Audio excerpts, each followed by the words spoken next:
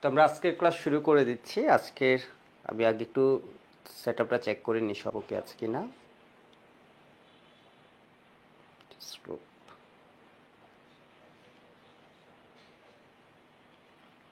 আমরা আজকের ক্লাস শুরু করে দিচ্ছি। অল ওকে, ঠিক আছে, আমরা শুরু করি। তো আজকে আমাদের লেকচার 12। আজকে আমরা দেখব ইলেকট্রন কনফিগারেশন, ঠিক আছে, অর্থাৎ ইলেকট্রন বিন্যাস। আজকে আমাদের টপিক কি?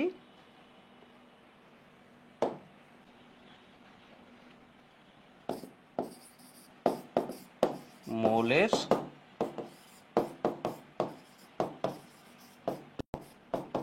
ইলেকট্রন বিন্যাস।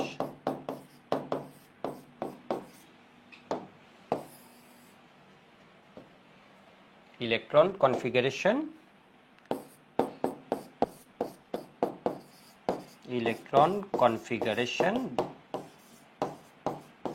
ইংলিশ ভার্সন যারা আছো, কনফিগারেশন অফ। দেখি মৌল ইংলিশ কি একটু বলো তো, মৌল ইংলিশ কি এখন থেকে মনে রাখবা, ঠিক আছে? ইলেকট্রন কনফিগারেশন অফ এলিমেন্টস, ঠিক আছে? মৌল ইংলিশ যদি কেউ জিজ্ঞেস করে তাহলে কি এলিমেন্টস। তো আমরা যারা বাংলা মিডিয়ামে পড়ি সাধারণত মৌল ইংলিশ পারি না। মৌল ইংলিশ কি বলো তো? এলিমেন্টস, ঠিক আছে? মৌলের ইলেকট্রন বিন্যাসের রীতি নিয়ে আমরা পড়বো, মৌলের ইলেকট্রন বিন্যাস। তো এই টপিকটা থেকে কীরকম কোয়েশ্চেন আসে? এই টপিকটা থেকে ক নাম্বার কোয়েশ্চেন আসে, খ নাম্বার কোয়েশ্চেন আসে, গ নাম্বার কোয়েশ্চেন আসে, এর মানে সিকিউ আসে, ঠিক আছে? সিকিউ আসে, এমসিকিউ আসে, সব রকম কোয়েশ্চেন এখান থেকে আসে। আমরা দেখব বিগত বছর সিকিউ কেমনে আসে, খুব ছোটো ছোটো সিকিউ। খ নাম্বারের কোয়েশ্চেন মনে হবে কিন্তু গ নাম্বারে দিয়ে দেয়। তো এতে তুমি মূল কারণ লিখতে পারলেই তুমি এখানে ফুল মার্কস পেয়ে যাবা, ঠিক আছে? তুমি যদি সুন্দর মতো প্রেজেন্ট করতে পারো ফুল মার্কস পেয়ে যাবা। এমসিকিউ আসে, এর মানে সব রকমের কোয়েশ্চেনই আসে। মৌলের ইলেকট্রন বিন্যাসের জন্য তিনটা নিয়ম আমাদের বইয়ে আলোচনা করছেন। নীতি কয়টা আছে? নীতি তিনটা। এর মধ্যে একটা কি? আফবাও নীতি।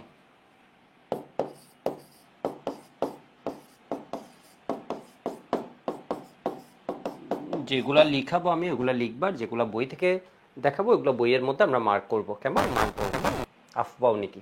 আবার এক্সট্রা ইনফো কিছু আমরা কি বইয়ের মধ্যে সাইডে ভিন্ন কোনো ইয়ে দিয়ে নোট করে রাখবো, গ্লু দিয়ে বা ধরো স্টেপল দিয়ে। আফবাও নীতি। আজকের টপিকটা মূলত স্ট্রেট ফরওয়ার্ড, এরপর ছোটো ছোটো অনেকগুলো পয়েন্ট যেগুলোতে তোমরা ভুল করো এগুলোর দিকে আমি নজর দেবো। আফবাও নীতি, এরপর হচ্ছে হুন্ডস রুল বা হুন্ডের নীতি, হুন্ডের নীতি, এরপর হচ্ছে পাউলির বর্জন নীতি।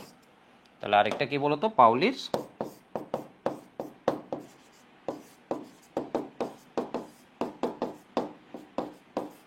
বর্জন নীতি, ঠিক আছে? আফবাও প্রিন্সিপাল, আফবাও প্রিন্সিপাল,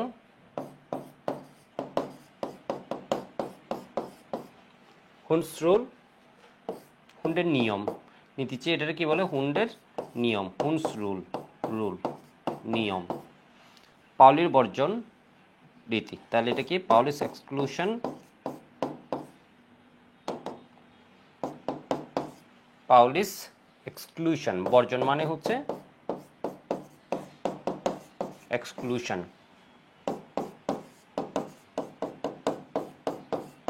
ঠিক আছে?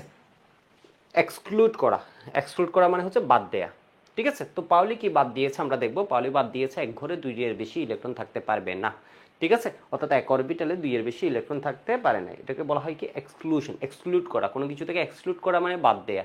ইনক্লুড করা মানে কোনো কিছুতে কি? যোগ করা। কেমন? টিমে যোগ করা কোনো কিছুতে ইনক্লুড, আর এটা হচ্ছে এক্সক্লুড, বর্জন, বাদ দিচ্ছে। তো নীতি কয়টি দেখেছি আমরা? তিনটা। একটা আফবাও নীতি, এরপর হুন্ডের নীতি, আর একটা পাউলির বর্জন নীতি। তো বুঝতে পারছো এখান থেকে তিনটা ক নাম্বারের কোয়েশ্চেন আসবে। আফবাও নীতি কি, হুন্ডের নীতি কি, পাউলির বর্জন নীতি কি, ঠিক আছে? একদম দেখা যাচ্ছে এরকম ক নাম্বারের কোয়েশ্চেন আসবে হচ্ছে এই তিনটা। তো আমরা শুরু করছি আফবাও নীতি নিয়ে, ঠিক আছে? আমরা শুরু করছি আফবাও নীতি। আশা করি লিখে ফেলছো, যদি না লিখো এখানে পজ দিয়ে এই অংশটা লিখে নিবা, ঠিক আছে? আমরা শুরু করছি আফবাও নীতি নিয়ে। তো আফবাও নীতি কি? এটা আমরা এসএসসিতেও পড়েছি, তাই না? আফবাও শব্দের অর্থ কি? আফবাও শব্দের অর্থ হচ্ছে বিল্ডিং আপ, আব্বাও শব্দের অর্থ কি? এটা একটা জার্মান শব্দ, এটা দিয়ে বোঝা হচ্ছে বিল্ডিং আপ। এর মানে ক্রমাগত কি করবা? বিল্ড করবা। ক্রমাগত কি করবা? বিল্ড করবা। ঠিক আছে, তাহলে এটা কি বোঝাচ্ছে? উচ্চক্রম বোঝাতে আব্বাও শব্দটি ব্যবহৃত হয়। ঠিক আছে, জার্মান ভাষায় কই এই নিয়মকে জার্মান ভাষায় উচ্চক্রম বসাতে আব্বাও শব্দ ব্যবহৃত হয়।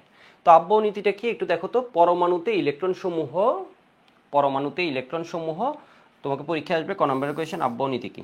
ঠিক আছে, তাহলে এই অংশটা হচ্ছে লিখবা। দেখো এটা, পরমাণুতে ইলেকট্রন সমূহ বিভিন্ন অরবিটালে তাদের শক্তির উচ্চক্রম অনুসারে প্রবেশ করে। অর্থাৎ প্রথমে ইলেকট্রন সমূহ প্রথমে নিম্ন শক্তির অরবিটাল পূর্ণ করে, এরপর ক্রমান্বয়ে উচ্চ শক্তির অরবিটালে স্থান গ্রহণ করে পরমাণুর ইলেকট্রন বিন্যাস সম্পন্ন করে।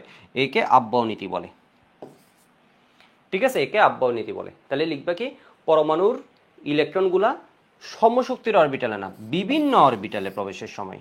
সমশক্তির অরবিটাল বললে যদি তোমাকে পরীক্ষা এমসিকিউ দিয়ে দেয় সমশক্তির অরবিটালে ইলেকট্রন প্রবেশের নীতি, তাহলে হচ্ছে হুন্ডের নীতি, হুন্স রুল। কোন নীতিতে ঘটে? হুন্ডের নীতি।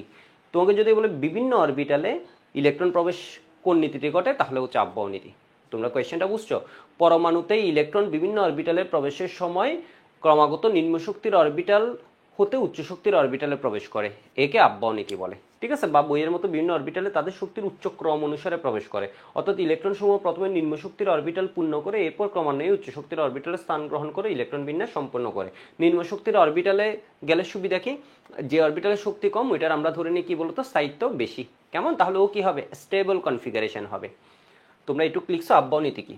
পরমাণুতে ইলেকট্রন সমূহ কেমন? সমশক্তির অরবিটাল না, বিভিন্ন শক্তির অরবিটালে বা বিভিন্ন অরবিটালে প্রবেশের সময় তাদের শক্তি উচ্চক্রম অনুসারে প্রবেশ করে। প্রথমে নিম্ন শক্তির অরবিটালে ইলেকট্রন প্রবেশ পূর্ণ করে, পরে ক্রমান্বয়ে উচ্চ শক্তির অরবিটালে স্থান গ্রহণ করে ইলেকট্রন বিন্যাস সম্পন্ন করে। একে আব্বাও নীতি বলে।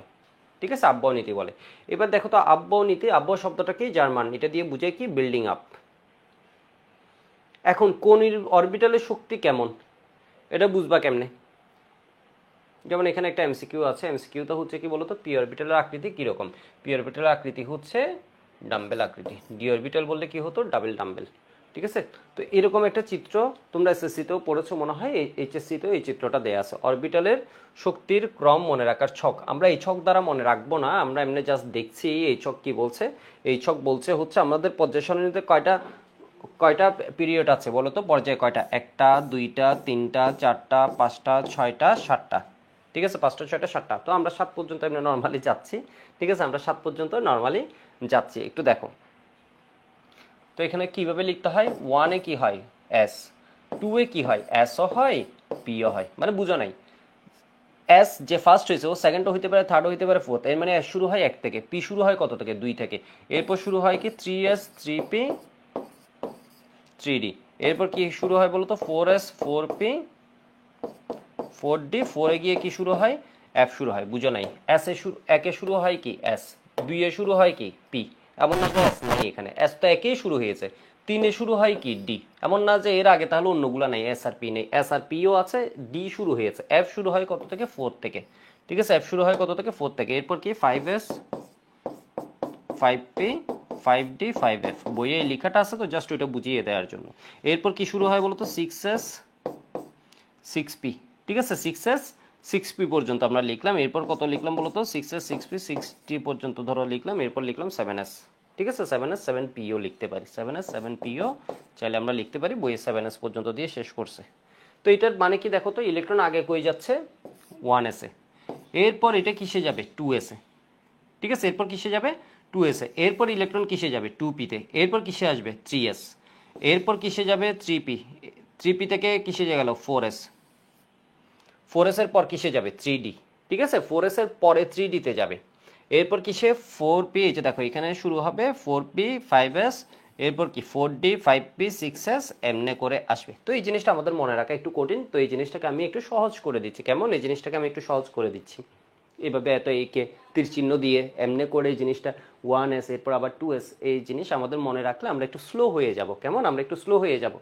আমরা যখন ইলেকট্রন বিন্যাস দেখব, আমাদের ইলেকট্রন বিন্যাস আসে পরীক্ষায়, বুয়েটও আসছে, একাডেমিকও আসে, খুব বেশি না, 1 থেকে 30 পর্যন্ত বেশি আসে। এর বাইরে যেগুলো ব্যতিক্রম আছে শুধুমাত্র ব্যতিক্রমগুলো আসে। কেমন? শুধুমাত্র কোনগুলো আসে বলো তো? ব্যতিক্রমগুলো আসে পরীক্ষায়। তো এবার একটু দেখো, আমি একটা ট্রিক্স তোমাদের বলছি, এটা কি বলবা আমার সাথে সাথে মুখে বলো। S S P S P, S S P S P, SDP SDP, SDP SDP, SFDP SFDP.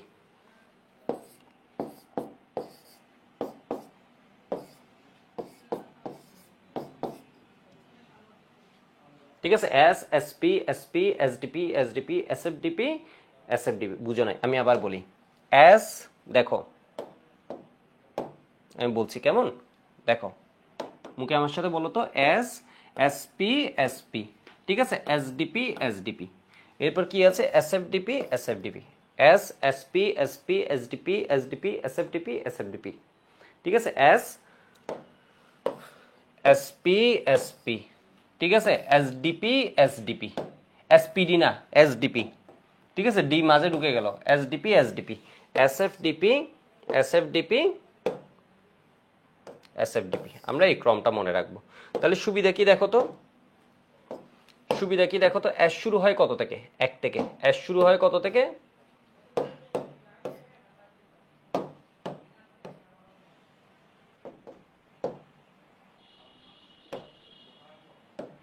S শুরু হয় দেখো তো কত থেকে? 1 থেকে। তাহলে 1s, এটা কত? 2s, এটা কত? 3s, এটা কত? 4s। ঠিক আছে? এস গুলাকে নাম্বারে করে ফেললাম। এটা কত বলো তো? 5s, এটা কত? 6s, এটা কত? 7s। ঠিক আছে? এরপর পি শুরু হয় কত থেকে? 2 থেকে। তাহলে 2p, এর পরের পিটা কি হবে? পজিশন কত? 3p। এর পরে যে পি দেখবো এটা কি হবে? 4p। এর পরে যে পি দেখবো এটা কি হবে? 5p। এর পরে যে পি দেখবে এটা কি হবে বলো তো? 6p। এর পরে যে পি দেখবে এটা কি হবে বলো তো? 7p। ঠিক আছে? এবার দেখো তো ডি শুরু হয় কত থেকে? 3 থেকে। তাহলে এটা কত? 3d, এটা কত? 4d, এটা কত? 4d, এটা কত? পরের ডি যেটা আসবে এটা হচ্ছে 5d, এরপরে যে ডি আসবে এটা হচ্ছে কত? 6d। এবার দেখো তো এফ শুরু হয় কত থেকে? 4 থেকে। এফ শুরু হয় কত থেকে? 4 থেকে। 4f 5f। তাহলে তোমার কয়টা এফ নিয়ে মূলত কাজ করা লাগবে? একটা হচ্ছে 4f, পর্যায় সারণীর যে মৌলগুলো আছে রেগুলার ইলেকট্রন বিন্যাস করতে গেলে যদি জিজ্ঞেস করে কয়টা এফ নিয়ে কাজ করা লাগে, দুইটা, একটা 4f আর একটা হচ্ছে কি বলতো? 5f। ঠিক আছে? একটা হচ্ছে 4f আর একটা হচ্ছে কত? 5f। 4f 5f। তোমরা এটুকু বুঝছো? একটু দেখো তো তাহলে আমরা কেমনে লিখছি। পি শুরু হয় 2 থেকে, 2 লিখে ফেললাম, ডি এর গুলো আবার লিখে ফেললাম। আমি আরেকবার তোমাদের লিখে দেখাই, এইটুকু একবার লিখো, এরপর আমি আরেকবার লিখে দেখাই।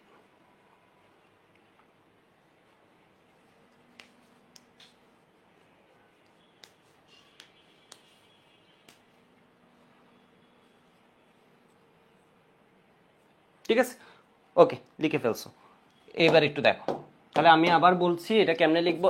S S P S P S DP S DP, মানে এত সাজিয়ে না লিখে এবার ডিরেক্ট লিখে fail. S DP S F DP S F DP, যেটার মাধ্যমে আমরা 118 পর্যন্ত ইলেকট্রন বিন্যাস করে ফেলতে হবে। 1s 2s 2s, যেখানে যত এস তত P, 2s 2p, 3s 3p, 4s 4p। আরেকভাবে দেখাচ্ছি, 4s 4p, যত এস বা পি এর চেয়ে ডি এক কম।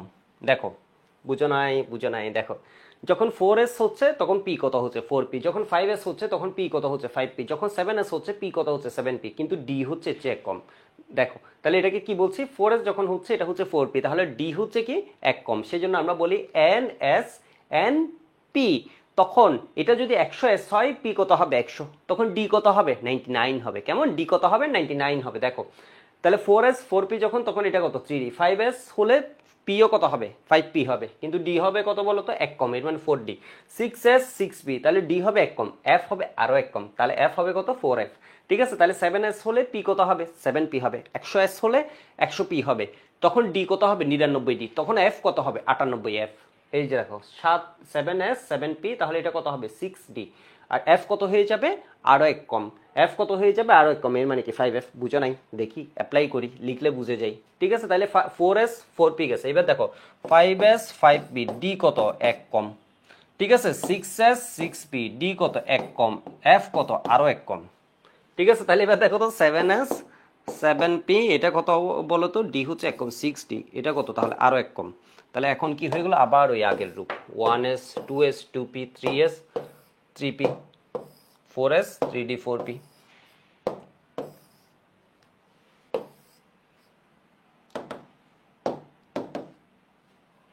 ঠিক আছে, তো এটা হচ্ছে ইলেকট্রন প্রবেশের সময় প্রথমে 1s এ যায়, এখান থেকে আমরা বুঝছি ইলেকট্রন প্রবেশের সময় আগে কই যাই, আগে যাবে 1s এ, এরপর কিসে 2s, এরপর কিসে যাবে 2p, এরপর যাবে 3s, এরপর যাবে 3p তে, এরপর যাবে 4s, এরপর যাবে 3d তে, এরপর কিসে যাবে 4f, এরপর যাবে 5s, এরপর 4d, এরপর 5p, এরপর 6s, এরপর 4f।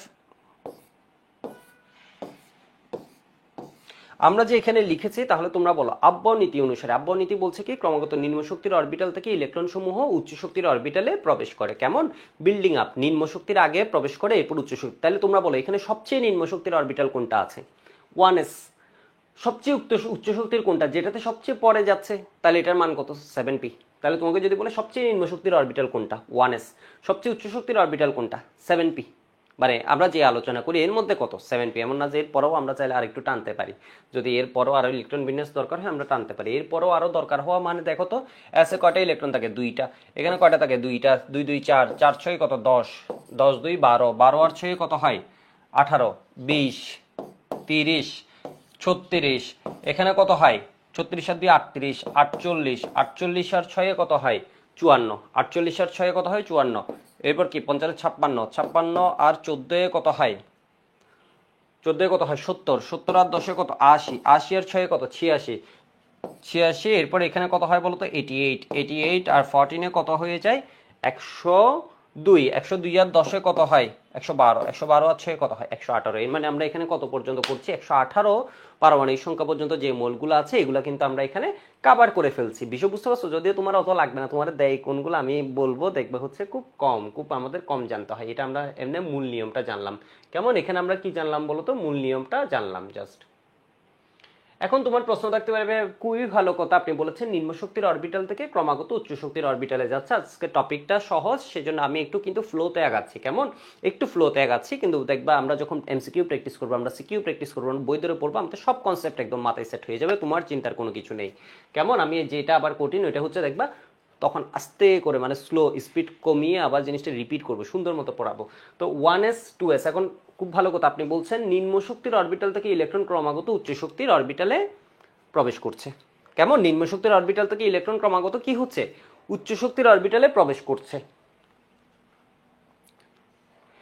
কিন্তু এদের শক্তি যে কম বা বেশি এটা কি দ্বারা নির্ধারণ হয়, এটা যার দ্বারা নির্ধারণ হয় ওকে বলা হচ্ছে n+l এর নিয়ম, এটা যার দ্বারা নির্ধারণ হচ্ছে একে বলা হচ্ছে কি বলতো, n+l এর নিয়ম, ঠিক আছে, কি বলা হচ্ছে, n+l এর নিয়ম।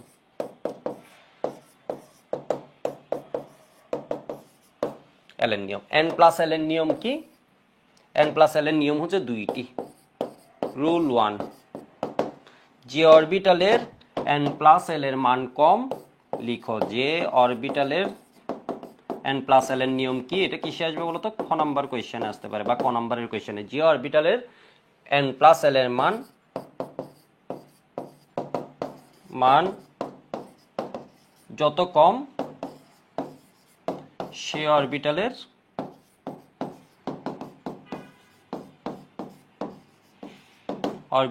শক্তি কম,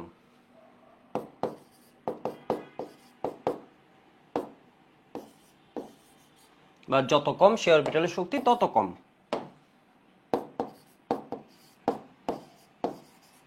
ইলেকট্রন সে অরবিটালে আগে প্রবেশ করে, ইলেকট্রন সে অরবিটালে, অর্থাৎ নিম্ন শক্তি, যার শক্তি কম, আমার শক্তি বেড়ে গেলে আমি তোমাকে এখানে পড়াতাম না, আমি দেখতাম কোথাও মারামারি করতেছি, এটা করতেছি, এর ওইটা ধরে আনতেছি, বিষয় বুঝতে পারছো, ঠিক সেম এখানে আমরা বলি হচ্ছে যার শক্তি কম, যেটাকে এনার্জি স্টেট লো হয় ওটাকে আমরা বলি হচ্ছে স্টেবল, ঠিক আছে। যে n+l এর মান যত কম সে অরবিটালে শক্তি তত কম, ইলেকট্রন সে অরবিটালে আগে প্রবেশ করে, সে অরবিটালে। এইখান থেকে কি কোয়েশ্চেন আসতে পারে, কি কোয়েশ্চেন কবে কখন আসছে সব আজকে ক্লাসে তুমি আইডিয়া পেয়ে যাবা। টপিক সহজ, কিন্তু অ্যাটলিস্ট তো জানা লাগবে যে এই কোয়েশ্চেন আসে, হুট করে সহজ বলে আমি না পড়ে চলে গেলে তো পরীক্ষায় ভালো করতে পারবো না, কোনোভাবেই পারবো না। ইলেকট্রন সে অরবিটালে আগে প্রবেশ করে। এবার রুল 2 বলছে যে অরবিটালে n+l এর মান যত কম সে অরবিটালের শক্তি তত কম, ইলেকট্রন সে অরবিটাল অর্থাৎ নিম্ন শক্তির অরবিটালে আগে প্রবেশ করে। রুল 2, যদি একাধিক অরবিটালের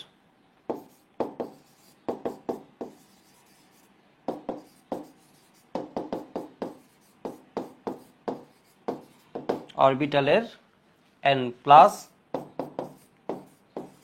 l এর মান সমান হয়।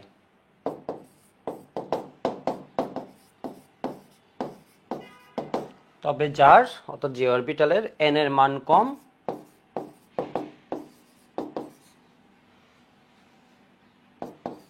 ইলেকট্রন সে অরবিটালে তার শক্তি কম, ইলেকট্রন সে অরবিটালে আগে প্রবেশ করবে, বা ডিরেক্ট এভাবে লিখে ফেলতে পারো ইলেকট্রন সে অরবিটালে আগে প্রবেশ করবে। বুঝি নেই কিছু, এখন অ্যাপ্লাই করলে বুঝবা। তাহলে আগে একটু লিখে নাও তো n প্লাস এল এর নিয়ম কি, ক নম্বর কোয়েশ্চেনে দিয়ে দিল বা খ নম্বর কোয়েশ্চেনে দিয়ে দিল। যে অরবিটালের n প্লাস এল এর মান যত কম, n কি প্রধান কোয়ান্টাম সংখ্যা, l কি সহকারী কোয়ান্টাম সংখ্যা, সে অরবিটালের শক্তি তত কম, সে অরবিটালে ইলেকট্রন আগে প্রবেশ করবে, বা নিম্ন শক্তির অরবিটালে ইলেকট্রন আগে প্রবেশ করবে। যদি একাধিক অরবিটালের ক্ষেত্রে n প্লাস এল এর মান সমান হয়, তখন কি করণীয়? তখন n এর মান, যে অরবিটালে n এর মান কম সেই অরবিটালে ইলেকট্রন আগে প্রবেশ করবে, ইলেকট্রন সেই অরবিটালে আগে প্রবেশ করবে। কেমন? এটুকু একটু সুন্দর মতো লিখে নাও তো, আমি একটু চেক করে নিই বোর্ডে সব কিছু ঠিক আছে কিনা।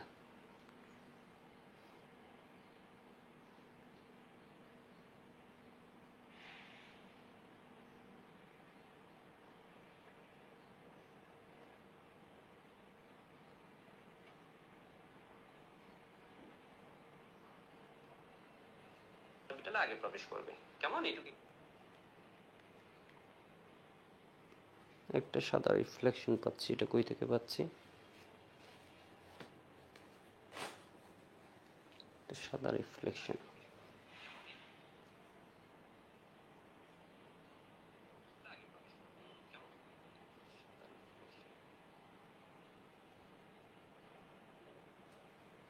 বুঝতে পারছি না এটা কই থেকে পাচ্ছি।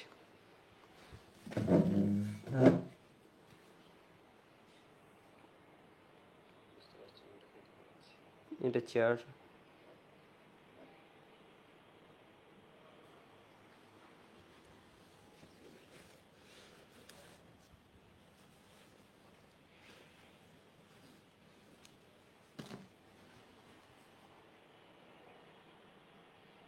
বুঝতে পারছি কই থেকে আসছে। ঠিক আছে, খুঁজে পাইছি কই থেকে আসছে।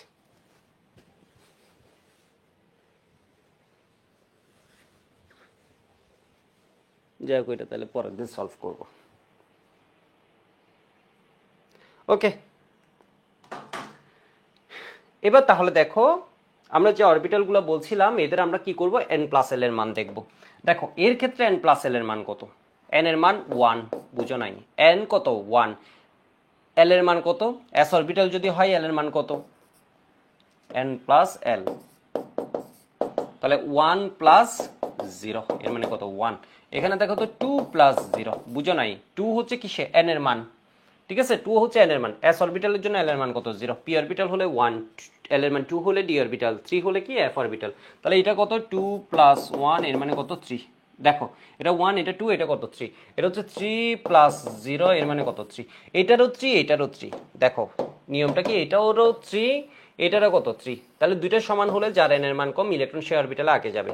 আগে আমরা তাহলে মানগুলো একটু দেখি। তাহলে এটার n প্লাস l এর মান কত? মুখে বলে ফেলো। 3 প্লাস 1 এর মানে 4, 4 প্লাস 0 এর মানে কত হয়? 4, 3 প্লাস 2 এর মানে কত হয়? 5, 4 প্লাস 1 এর মানে কত হয়? 5, 5 প্লাস 0 এর মানে কত? 4 প্লাস কত? 4d, 4d এর মানে 4 প্লাস কত? 2 এর মানে কত হয়ে যাবে বলো তো? 6। 5 প্লাস 1 এর মানে কত হবে? 6।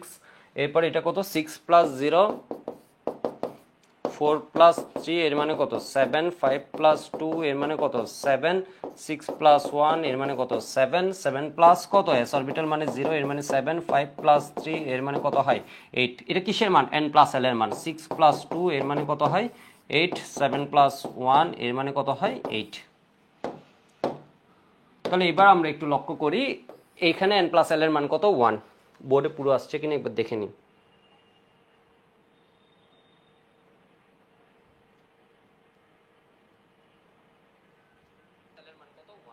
অল ওকে। তো একটু দেখো n প্লাস l এর মান 1, এখানে কত 2, 2 এর চেয়ে 3 বেশি। এখন দেখো তো এই জায়গায় কি হয়ে গেছে, এই জায়গায় তিনটে সমান। n প্লাস l এর মান 3 প্লাস 2 এর মানে 5 5 5। তাহলে এই ক্ষেত্রে দেখতে হবে n এর মান কম কার, এর চেয়ে কম বেশি কার, এরপর সবচেয়ে বেশি কার, এটা। তাহলে যার n এর মান কম ওইখানে ইলেকট্রন আগে যাবে। যেমন এখানে দেখো তিনটার মানই হচ্ছে কি 7, 7 হলে তখন দেখতে হবে n এর মান কম কার, যার n এর মান কম, যখন এর কি n এর মান কম, ওর শক্তি কম, সে অরবিটাল আগে যাবে। এর কত 5, এর কত বলো তো 6। ঠিক সেম এখানে দেখো তো এখানে কি আছে, এরপর এটাও কত ছিল 7, তাহলে এদের মধ্যে এটার হচ্ছে শক্তি বেশি। এরপর দেখো তো এটা কত 5f, এরপর কত 6d, এরপর কত 7p, তাহলে এটা কত 8 8, এটা কত 8। ঠিক আছে 8, তিনটেই হচ্ছে 8, তাহলে ইলেকট্রন 5f এ আগে যাবে, এরপর 6d, এরপর কত 7p তে যাবে। ঠিক আছে, আশা করি বুঝতে পারছো, আশা করি বুঝতে পারছো। ঠিক আছে, তাহলে আমরা কয়েকটা এমসিকিউ পড়ে নিত। ভিন্ন ভিন্ন শক্তি উপশক্তি স্তরে অর্থাৎ অরবিটালে ইলেকট্রন প্রবেশের ক্ষেত্রে কোন নীতি অনুসরণ করে? বরিশাল বোর্ড 23-এ আসছে। ভিন্ন ভিন্ন শক্তির উপশক্তি স্তরে, ভিন্ন ভিন্ন বললে আব্বাও নীতি, ভিন্ন ভিন্ন বললে আব্বাও নীতি। যদি সমশক্তি বলতো তখন কি হতো? হুন্ডের নীতি। সমশক্তি বললে হুন্ডের নীতি। এখানে কি বলেছে? ভিন্ন ভিন্ন শক্তির উপশক্তি স্তরে। ঠিক আছে, এবার দেখো তো ইলেকট্রন দ্বারা পূর্ণ হওয়ার ক্ষেত্রে অরবিটালের কোন ক্রমটি সঠিক? ঢাকা বোর্ড 23-এ আসছে এই কোয়েশ্চেনটা, একটু দেখো। তাহলে এটা কি 4s, n প্লাস l এর মান কত? 4 প্লাস 0 এর মানে কত 4, 3 প্লাস 1 এর মানে কত 4। তাহলে এটা দেখা যাচ্ছে এটা সঠিক নয়। ঠিক আছে, এটা কত 4 প্লাস 1 এর মানে কত 5, এটা 5 প্লাস 0 এর মানে কত 5। ঠিক আছে, দুইটার n এর মান সমান হলে 3p তে কি হবে? আগে যাবে। ঠিক আছে, 3p তে কি হবে? আগে যাবে। তাহলে এটা কত 4 প্লাস 0 এর মানে 4, এটা কত 3 প্লাস 2 এর মানে কত 5, 4 প্লাস 1 এর মানে কত 5, 5 প্লাস 0 এর মানে কত 5। এটা সঠিক। 4 থেকে 5 এ তিনটায় 5 হলে যার n এর মান কম, এখানে ইলেকট্রন আগে যাবে। বিষয় বুঝতে পারছো? এখানে ইলেকট্রন কি হবে? আগে যাবে। যেমন এখানে কি আছে দেখো তো, 4 প্লাস 1 এর মানে কত হবে 4, 3 প্লাস 2 এর মানে কত 5, প্লাস 1 এর মানে কত 6, 4 প্লাস 2 এর মানে কত 6। তাহলে বুলটা হয়েছে এই জায়গায়, দুইটার মান 6, 4d তে আগে যাবে। ঠিক আছে, এখানে বুলটা কোন জায়গায়? এখানে 3p তে আগে যাবে। তাহলে এখানে কত 5 প্লাস 0 এর মানে কত হয় 5, 4 প্লাস 1 এর মানে কত হয় 5, 5 প্লাস 1 এর মানে কত হয় 5, 4 প্লাস 2 এর মানে কত হয় 6। ঠিক আছে, তো এখানে বুলটা কোন জায়গায়? এখানে দুইটার মান যখন এত হয়েছে এটা আগে আসবে। ঠিক আছে, এটা আগে আসবে। বুঝতে পারছো কোয়েশ্চেনটা কেমন আসবে?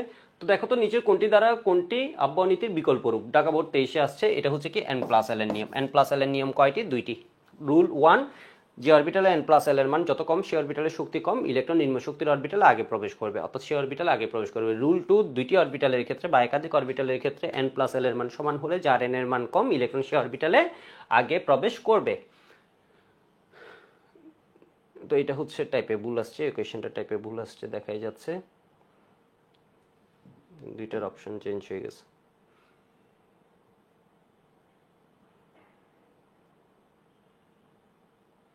ঠিক আছে, আর দুইটা কোয়েশ্চেন একটু করে নিই। উচ্চ শক্তির অরবিটাল কোনটি? চট্টগ্রাম বোর্ড 23-এ আসছে। তাহলে 3 প্লাস 2, তাহলে দেখতেই পাচ্ছ বোর্ডে 3 প্লাস 2 আর দুইটা করবো, অর্থাৎ এটার পর আরেকটা করবো, এর মানে কত 5, এটা হচ্ছে কত 4 প্লাস 3 এর মানে কত 7, এটা হচ্ছে কত 5 প্লাস 2 এর মানে কত হয় 7, এটা কত 6 প্লাস 0 এর মানে কত হয় 6।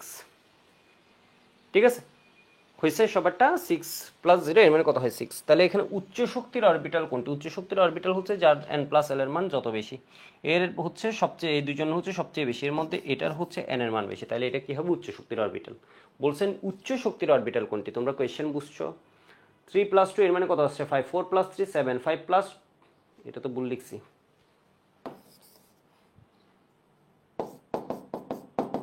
1 এর মানে কত 6। ঠিক আছে, তাহলে এটা কি হবে বলো তো 4f। ভাগ্যিস আবার চেক দিয়েছিলাম, কিছু একটা মনে হচ্ছিল ভেজাল ছিল তাড়াহুড়া করতে গিয়ে। ঠিক আছে, তাহলে 4 প্লাস 3 এর মানে কত হবে 7, 5 প্লাস 1 এর মানে কত হবে 6। তাহলে উচ্চ শক্তি কি? যার n প্লাস l এর মান বেশি। 3d অরবিটালের পর ইলেকট্রন কোন অরবিটালে প্রবেশ করে?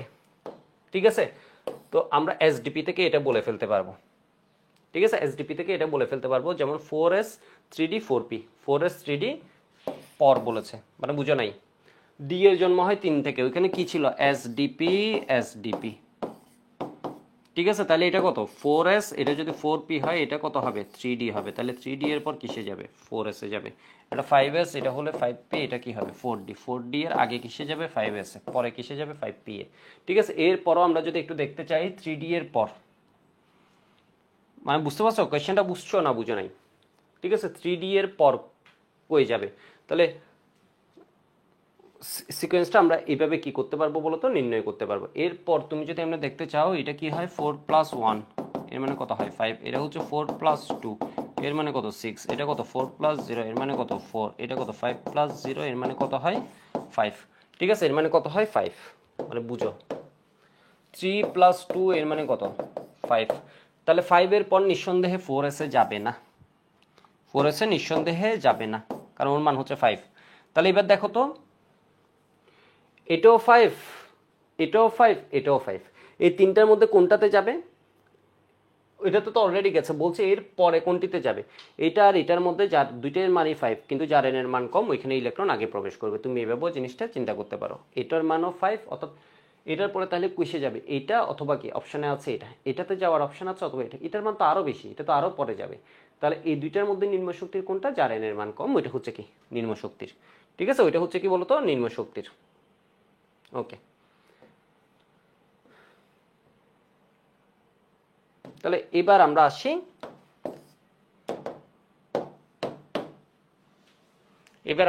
হচ্ছে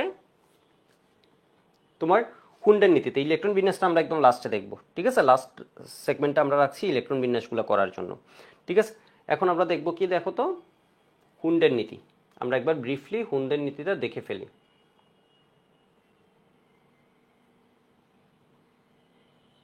হুন্ডের নীতি আর হচ্ছে পাউলির বর্জন নীতি।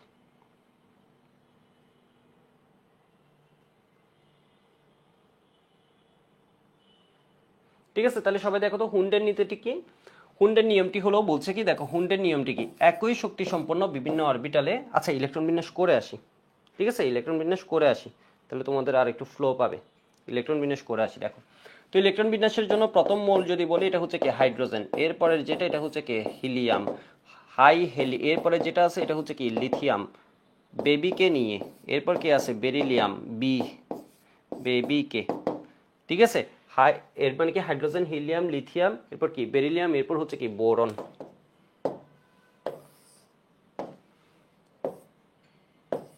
কে নিয়ে নাইট্রোজেন ওখানকার, আমরা বিভিন্ন ছন্দ দিয়ে মনে রাখি ফুলগুলো। ঠিক আছে, নিয়ে আয়, এরকম করে আমরা মনে রাখি না বিভিন্ন ছন্দ, এক একজন এক এক সময় স্কুলে এক এক রকম পড়েছে, এটা আমি স্কুলে পড়েছি, আমি ওই জন্যই বলছি। ঠিক আছে, তো একটু দেখো তো হাইড্রোজেনের জন্য ইলেকট্রন বিন্যাস কি হবে 1s1, এর জন্য কি হবে 1s2, এর জন্য কি হবে 1s2, 2s1। এগুলো আমাদের জন্য কিছু না, এগুলো জাস্ট আমরা ওয়ার্ম আপের জন্য করছি। এটা কি হবে বলতো 1s2, 2s2, 1s2, 2s2, এটা কি হবে 1s2, 2s2, 2p1। এটাকে আমরা কি বলছি? এটাকে আমরা বলছি কেশেল। কেশেল এর মানে ফার্স্ট, এটা কেশেল, এরপর এটা কি কে এল। ঠিক আছে, এটা ফার্স্ট, এরপর এটা কি বলতো সেকেন্ড। সেকেন্ডে সবগুলো একসাথে লিখতে হবে, এই যে দেখো এটা হচ্ছে ফার্স্ট, এরপর এটা কি বলতো সেকেন্ড। ঠিক আছে, এরপর এটা কি বলতো সেকেন্ড।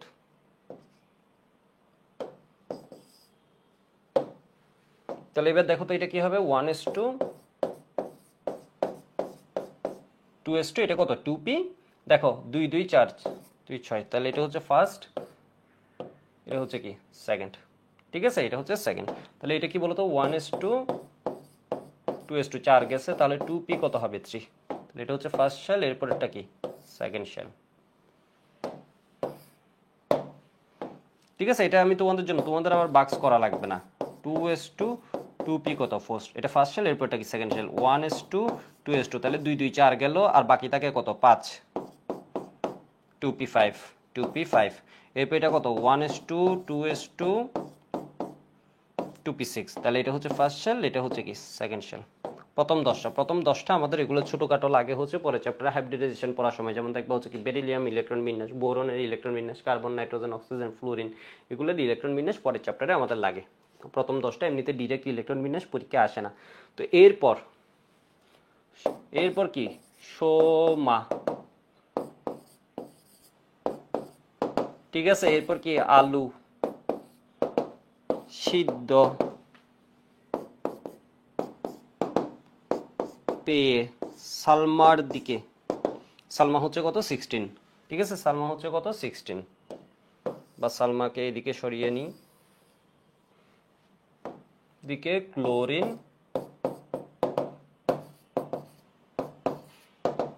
এগিয়ে দিল। ঠিক আছে, তো একটু দেখো তো এটা আমরা কিভাবে ইলেকট্রন বিন্যাস করতে পারি। 1s2 2s2 2p6 এর মানে 10, 10 এর 11। ঠিক আছে, 1s2 2s2 2p6 3s2, 1s2 2s2 2p6 3p1। বুঝো নাই এখানে কত 10, এটা কত 2, এটা কত 8। ঠিক আছে 8, তাহলে 2 আর 8 কত হলো 10, 10 আর 3 এখানে কত হয়ে গেল 13, 10 আর 3 কত হয়ে গেল 13।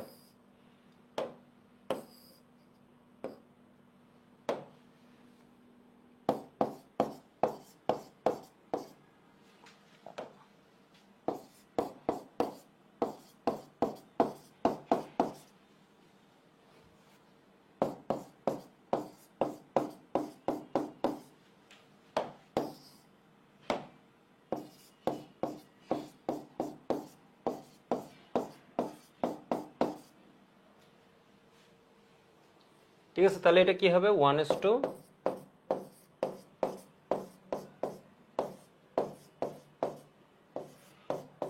এখানে 10, 2 12, এখানে কত এত, মানে বুঝছো এগুলো হচ্ছে ছোটদের, এগুলো আমি পড়াচ্ছি ওয়ার্ম আপের জন্য।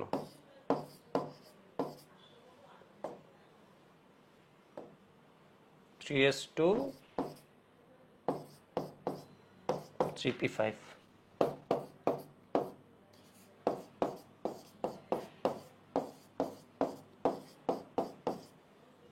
তাহলে এটা কি ফার্স্ট, এটা কি সেকেন্ড, এটা কি থার্ড শেল। তাহলে এটাকে আমরা কি বলি, অনেক সময় তোমাকে বলবে ক্লোরিনের এল শেলে ইলেকট্রন কয়টি, কে এল এম বা এম শেলে, এম শেলে কয়টা আছে বলো তো 7টা। যদি বলে এল শেল তাহলে কি হবে বলো তো 8টা। একবার ভার্সিটিতে কোয়েশ্চেন দিছে অমুকের এল শেলে, তো এটাকে এইভাবে মিলাতে হবে। ঠিক আছে, এটা হচ্ছে প্রথম, এটা হচ্ছে দ্বিতীয় কক্ষপথ, এটা হচ্ছে তৃতীয় কক্ষপথ, বা এটাকে বলতে হবে ফার্স্ট শেল, এটা সেকেন্ড শেল, এটা হচ্ছে কি থার্ড শেল, এটা ফার্স্ট অরবিট, এটা সেকেন্ড অরবিট, এটা কি থার্ড অরবিট। ঠিক আছে, তোমাকে কোয়েশ্চেনটা এইভাবে দিতে পারে। তো আশা করি বুঝতে পারছো, এটুকু একটু লিখে নাও তো, এগুলো এখনো কি একদম ইজি, এগুলো তো আমাদের কারো সমস্যা হয় না। আমাদের সবচেয়ে বেশি লাগে হচ্ছে এর পরের পিরিয়ড যেটা আছে, থার্ড পিরিয়ডটা আমাদের সবচেয়ে বেশি লাগে। পরের চ্যাপ্টারে দেখবা থার্ড পিরিয়ডটা আমাদের অনেক বেশি লাগছে। 18 তো 18 পরে 19 থেকে 30 পর্যন্ত এই জিনিসটা আমাদের অনেক বেশি লাগে। অর্থাৎ আমাদের এইচএসসি লেভেলে সবচেয়ে বেশি লাগে কোনটা, 18 পর থেকে 19 থেকে যে শুরু হয়ে 30 পর্যন্ত যাবো, আমাদের এই ক্রমটা অনেক বেশি লাগে, এটা আমাদের মূলত বেশি লাগে। তো একটু দেখো 19কে কলকাকলি, কলকাকলি স্কুল টিচার। ঠিক আছে, স্কুল টিচার, আমি তোমাকে একটু দেখাই, এটা আমি সিকোয়েন্সটা লিখে দিই কারণ এটা সবচেয়ে বেশি লাগে। কল কাকলি, এটা একটা ধরো স্কুলের নাম, কি সুন্দর নাম দিছে দেখছো, কলকাকলি school teacher, school teacher very careful, very careful. ঠিক আছে, এরপর কি বলছে, ম্যান ফিয়ার, আরেকটা লাইন শুরু হলো, মানুষ ভয় পায়, কাকে ভয় পায়। ঠিক আছে, মানুষ ভয় পায়, কালার নাইস, যার কালার সুন্দর, কালার নাইস, কিউট জিনা, দেখতেও সুন্দর।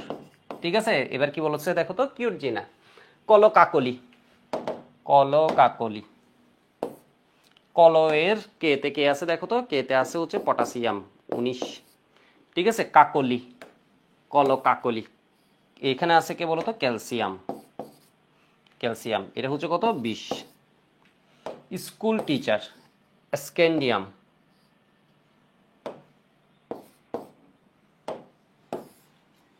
টিচার।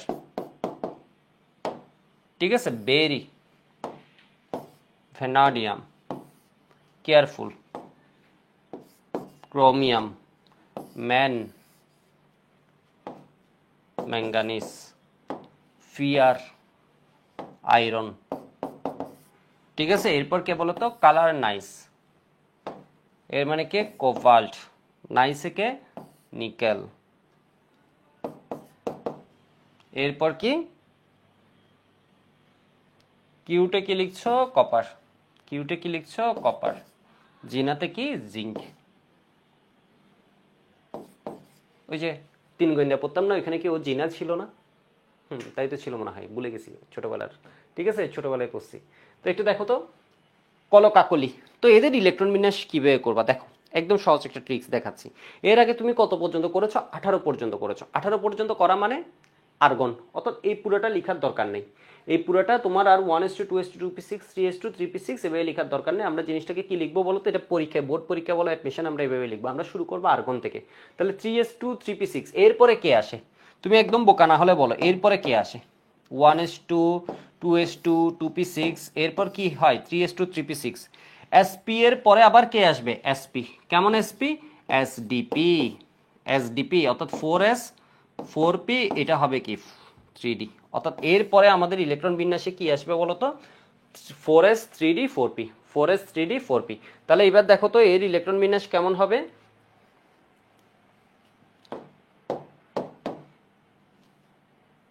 আমি একটু দেখাচ্ছি, এটা হচ্ছে সিকোয়েন্সটা মনে রাখলাম। এবার হচ্ছে কি আমরা ধরো এটাকে লাইনে দাঁড় করাই, ঠিক আছে? কলকাকলি, একটু ফ্রেশ করে লিখি। School teacher,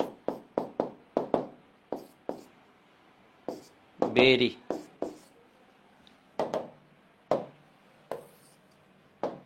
careful. ঠিক আছে, এটা একটু আমরা ঠান্ডা মাথায় করবো। Careful. Man, fear, colour, nice. আবার এখানে যে ফেকুনি লিখেছো, ফেকুনি, ফেকুনি, আয়রন, কোবাল, নিকেল, এরা হচ্ছে ফেরোম্যাগনেটিক। এটা একটা এমসিকিউ, আমরা পরের চ্যাপ্টারে পড়বো। ঠিক আছে, কিউট।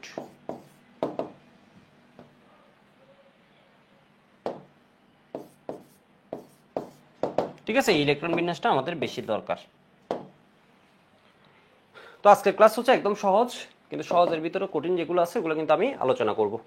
ঠিক আছে, সহজের ভিতরে। এখন আমরা আছি একদম সহজ পার্টে। তো এবার দেখো তো, এটুক যখন আমরা লিখবো তখন আমরা কি লিখে ফেলবো? তখন আমরা লিখে ফেলবো হচ্ছে প্রত্যেকের জন্য। দেখো 18 থেকে 30 অর্থাৎ তৃতীয় পর্যায়ে, তোমরা বুঝে না এগুলো আমরা কি করছি। এগুলো আমরা করছি হচ্ছে পর্যায় সারণীতে। আমি যদি একটু যাই, দেখো আমরা করছি হচ্ছে এই পর্যায়টা। কলকাকলি, school teacher, very careful, man, fear, colour, nice, cute, জিনা, এইটুক। ঠিক আছে, এই যে দেখো তৃতীয় পর্যায়ে বলছি, চতুর্থ পর্যায়ে কলকাকলি, school teacher, very careful, man, fear, colour, nice, cute, জিনা। প্রথম পর্যায়ে, দ্বিতীয় পর্যায়ে, তৃতীয় পর্যায়ে, এটা হচ্ছে কি চতুর্থ পর্যায়ে, 4 নম্বর পর্যায়ে। এই পর্যায়টা আমাদের বেশি লাগবে এইটুকু, কারণ ডি ব্লকে গেছে। এটা পরের চ্যাপ্টারে দেখবে সংকরায়ন পড়ার সময়, জটিল যোগের সংকরায়ন, এই জিনিসটা আমাদের লাগবে। তো এবার দেখো তো এটা করবা কেমন? এটা করবা হচ্ছে আর্গন। আর্গন মানে 18। 18 যাওয়া মানে কত পর্যন্ত যাওয়া? তোমার মাথায় এখন ঢুকে গেছে। 18 পর্যন্ত কত পর্যন্ত যাওয়া? 1:2:2p6 3:3p6 পর্যন্ত যাওয়া। এরপরে কি আসবে? এরপর আসবে হচ্ছে কি বলতো? এসডিপি। এরপর আসবে কি? মুখে বলো, SDP. 4s 3d 4p। D হচ্ছে এসআরপি এর মাঝে স্যান্ডউইচ হয়ে আছে, এফ ও স্যান্ডউইচ হয়ে থাকে। SDP, SDP, SFDP, SFDP. তাহলে এটা কত হবে? 4s 3d, এরপর কি 4p। তাহলে এরপরেরটাও কি হবে? লিখো, এভাবে লিখলে মনে থাকবে। 4s 3d 4p। Argon 4s 3d 4p। Argon 4s 3d 4p। Argon 4s 3d 4p। মুখে বলো আর্গন। আর্গনের পর কি হয়? 4s 3d 4p, 4s 3d 4p। Argon 18, argon 18, argon 18, argon 18। এরপর কি হয়? আর্গন 18। এরপর কি হয়?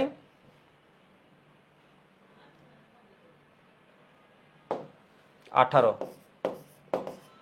এরপর কি হয়? 4s 3d 4p। আর্গন 18। এরপর কি হয়? 4s 3d 4p। আর্গন কত হয়? 18। এরপর কি হয়? 4s 3d 4p। আর্গন কত হয়? 18। এরপর কি হয়? 4s 3d 4p। আর্গন কত হয়? 18। এরপর কত হয়? 4s 3d 4p। আর্গন কত হয়? 4p হচ্ছে একদম পুরা পিরিয়ডটা পর্যন্ত চলে যাবে। আর্গন কত? 18। 4s 3d 4p। ঠিক আছে, তাহলে এবার একটু দেখো তো, আর্গন 18, এখানে কত লাগছে? 19।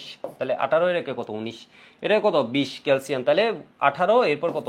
4s2, তাহলে কত হয়ে গেছে বলো তো 20। তাহলে 21 স্ক্যান্ডিয়াম, ঠিক আছে 18, 18 2 কত 20, 20 আর 1 কত 21, তাহলে এটা হচ্ছে ডি ব্লক মোল। শেষ ইলেকট্রনটা কিসে গেছে? ডি অরবিটালে প্রবেশ করেছে, তাহলে এটা কি হবে? ডি ব্লক মোল। ঠিক আছে, এবার দেখো টাইটেনিয়াম, আর্গন 18, 18 2 কত 20, ওর কত 22, বুঝো নাই, ওর হচ্ছে 22, তাহলে আর্গন লিখছো 18, 4s2, তাহলে কত 20, 20 আর 2 কত হয় 22, 20 আর 2 কত হয় 22, তাহলে ও কি ডি ব্লক মোল। ঠিক আছে, শেষ ইলেকট্রনটা দিতে গেছে, তাহলে এটা কত আর্গন 18, 18 2 কত 20, 20 আর 3 কত 23, ভ্যানাডিয়াম। এবার আসো ক্রোমিয়াম, ক্রোমিয়ামে এটা কত হবে? আর্গন 18, 18 আর 2 কত 20, 20 আর 4 কত 24, এরকম হওয়ার কথা ছিল কিন্তু এরকম হয় না, না হয়ে এটা হচ্ছে ভুল হয় কি আর্গন 4s1 3d5। ডি এর মধ্যে মোট ইলেকট্রন থাকতে পারে কয়টা? 10টা। ডি অরবিটাল স্টেবল হয় হচ্ছে যদি হয় 5টা, না হয় কি থাকা যায় 10টা। তাহলে এখানে কত হয়ে গেছে বলো তো? 5টা। আমরা আবার একটু দেখি, বললাম হচ্ছে ডি অরবিটালে মোট ইলেকট্রন থাকতে পারে কয়টা? 10টা। বলছে যদি 10টা ইলেকট্রনই থাকে জিনিসটা খুব স্টেবল হবে, পূর্ণ ডি অরবিটাল। ওটা যদি না হয়, অর্ধপূর্ণ ডি অরবিটাল যদি হয়, তাহলে তাও কি হবে বলো তো? স্টেবল হবে। বুঝো নাই? ডি অরবিটালে এরকম ভাগ আছে কয়টা? 1 2 3 4। তাহলে এখানে ধরো সবাই সিঙ্গেল হলে জিনিসটা স্টেবল। 5টা ঘর, 5টা ভাগ আছে ডি এর মধ্যে। আমরা জানি L = 2 হলে ডি অরবিটাল, এই জন্য এম এর মান কি হয়? -2 -1 0 +1 +2। আমরা গত ক্লাসে অরবিটাল নিয়ে পড়েছিলাম, এর আগের ক্লাসে কোয়ান্টাম সংখ্যা ছিল। বলছে সবাই সিঙ্গেল থাকলে কাহিনী ঠিক আছে, ঠিক আছে, একই জায়গায় সবাই সিঙ্গেল, তাহলে কাহিনী ঠিক আছে। অথবা সবাই ধরো কি আছে এখানে কাপলড অবস্থায় আছে, সবাই ধরো যুগ্ম অবস্থায় আছে, তখনও কি হবে? স্টেবল, তখন হচ্ছে বেশি স্টেবল। যদি সবাই কাপল না হয়, তখন বলছে হচ্ছে একজন দুইজন কাপল থাকলে ক্ষতি, বিষয় বুঝতে পারছো? তখন বলছে সবাই সিঙ্গেল হয়, সবাই সিঙ্গেল হবে, না হয় কি হবে বলতো? সবাই কাপলড অবস্থায় থাকবে, তাহলে স্টেবিলিটি পাবে বেশি। তাহলে এবার দেখো তো এটা হচ্ছে কত হয়? 25। তাহলে আর্গন 18, 18 2 কত 20, 20 আর 5 কত হয় 25। ঠিক আছে, তাহলে আর্গন 18, 18 2 কত 20, আমার যেতে হবে 26 পর্যন্ত, তাহলে 3d কত 6, আর্গন 18, 18 2 কত 20, 20 আর সাথে কত হয় 27।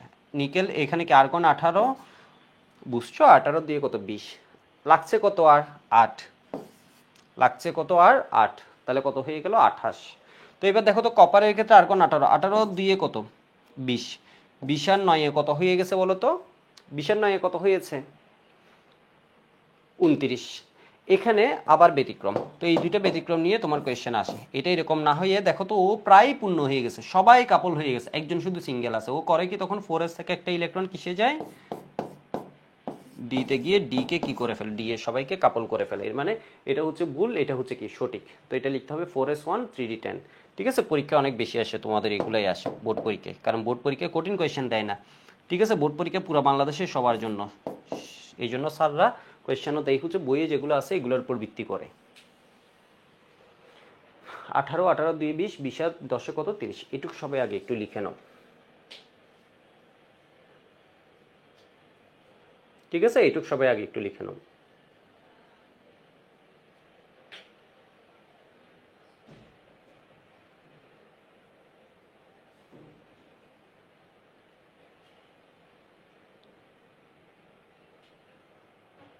ঠিক আছে, হোপফুলি লেখা হয়ে গেছে।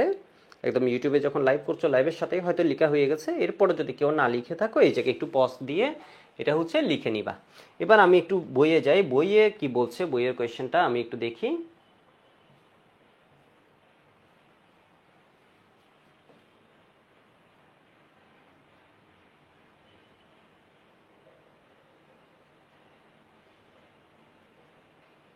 ঠিক আছে, আমি আছি পেজ নাম্বার 129-এ।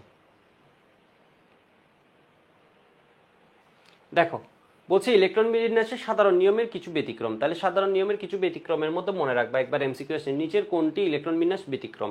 তাহলে এই ব্যতিক্রমের আমি একটা লিস্ট তোমাকে দিয়ে দিব, এখানে দেখবা কোনগুলো ব্যতিক্রম, এগুলো স্টার মার্ক করা থাকবে। ক্রোমিয়াম, কপার, মলিবডেনাম, প্যালাডিয়াম, ঠিক আছে, গোল্ড, সিলভার, প্লাটিনাম, এগুলো হচ্ছে কি বলতো ব্যতিক্রম। এর বাইরেও আছে, এর বাইরে কি আছে আর দুইটা লিখে রাখো, কমনের মধ্যে আর দুইটা লিখে রাখো, ল্যান্থেনাম, অ্যাক্টিনিয়াম। ঠিক আছে, ল্যান্থেনাম, অ্যাক্টিনিয়াম, এরাও হচ্ছে কি ব্যতিক্রম, মানে কমন ব্যতিক্রম। এর বাইরেও ব্যতিক্রম আছে, আমি বারবার বলছি এর বাইরেও কি আছে? ব্যতিক্রম আছে, বাট এগুলো হচ্ছে একটু বেশি লাগে, এগুলো একটু বেশি লাগে।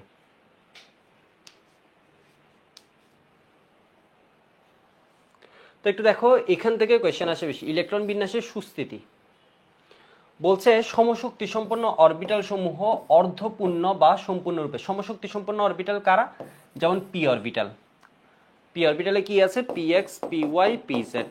এরা হচ্ছে কি বলতো সমশক্তি সম্পন্ন। এদেরকে কি বলে? Degenerate orbital. গত ক্লাসে আমরা পড়েছিলাম এদেরকে কি বলে? ডিজেনারেট অরবিটাল বা সমশক্তি সম্পন্ন অরবিটাল।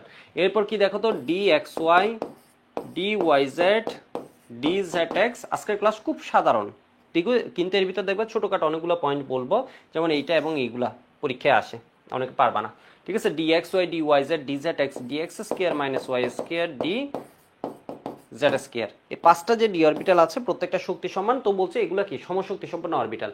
সমশক্তি সম্পন্ন অরবিটালগুলো যদি অর্ধপূর্ণ থাকে, হাফ ফিল্ড থাকে, অথবা কমপ্লিটলি, সম্পূর্ণরূপে কমপ্লিটলি ফিল্ড থাকে, ইলেকট্রন দ্বারা দখলীকৃত হলে সেই ইলেকট্রন বিন্যাস সুস্থিতি অর্জন করে। অর্থাৎ np3, পি এর মধ্যে 3টা পি অরবিটাল আছে, পূর্ণ হলে কি হবে? np6, অথবা অর্ধ হলে কি হবে? np3। ডি এর মধ্যে হয় 10টাই থাকবে, না হয় কি থাকবে? 5টা থাকবে। এফ এর মধ্যে 14টা থাকলেও স্থিতিশীল, 7টা থাকলেও কি হবে বলতো? স্থিতিশীল। ইলেকট্রন বিন্যাস অরবিটালের প্রতিসমতার কারণে সুস্থিতি লাভ করে। এর ফলে ডি4, ক্রোমিয়ামের ক্ষেত্রে কি D4S2 এর পরিবর্তে কি হয়? D5S1 হয়। এটা কি হয়? অধিক স্থায়ী।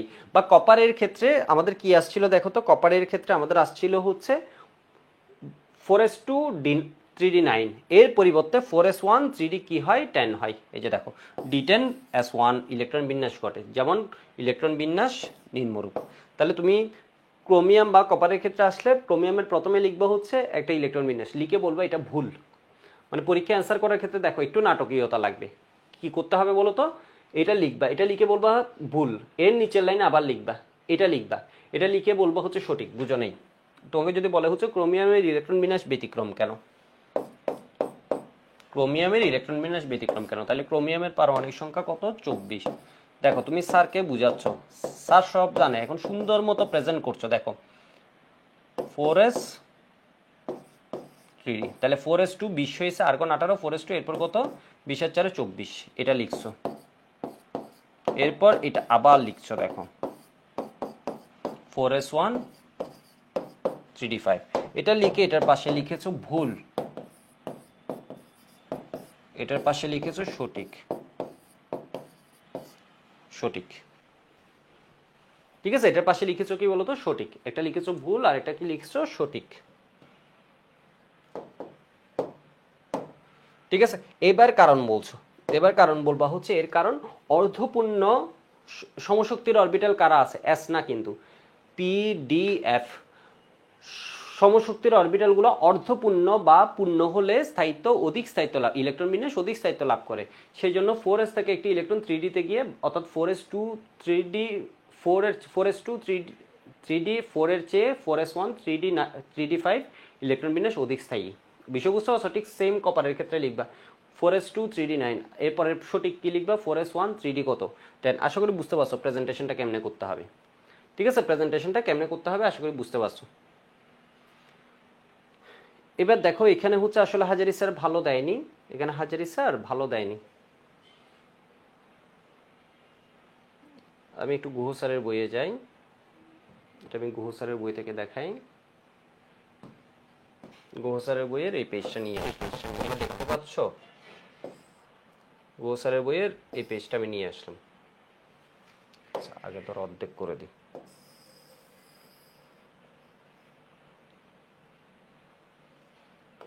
গুহ স্যারের বইয়ে এটা পেজ নাম্বার 170।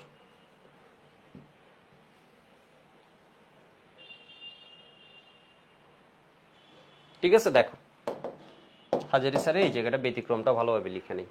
তো ক্রোমিয়াম, তাহলে এটা বলছে হচ্ছে আব্বাও নীতি অনুসারে ইলেকট্রন বিন্যাস, কিন্তু এটা হচ্ছে প্রকৃত ইলেকট্রন বিন্যাস। ঠিক আছে, তাহলে এখানে আব্বাও নীতির ব্যতিক্রম ঘটেছে। আর্গন 3d4 4s2, এটা কত হয়ে যাবে? 3d5 4s1। ক্রোমিয়াম এটা আসে হচ্ছে 4s2 আর 3d9, অর্থাৎ লিখার সময় তো 4s কে কি লিখবা? পরে লিখবা, 3d কে আগে লিখবা। এমনি ইলেকট্রন প্রবেশের সময় 4s কিসে যায়? আগে যায়। তো 3d10 এটা কত হয়ে যাবে? 4s1। তো এরপর দেখো তো আর কার্ডটা পড়বা প্যালাডিয়াম 46, সিলভার কত? 47, মোলিবডেনাম কত? 42 42। এরপর কি?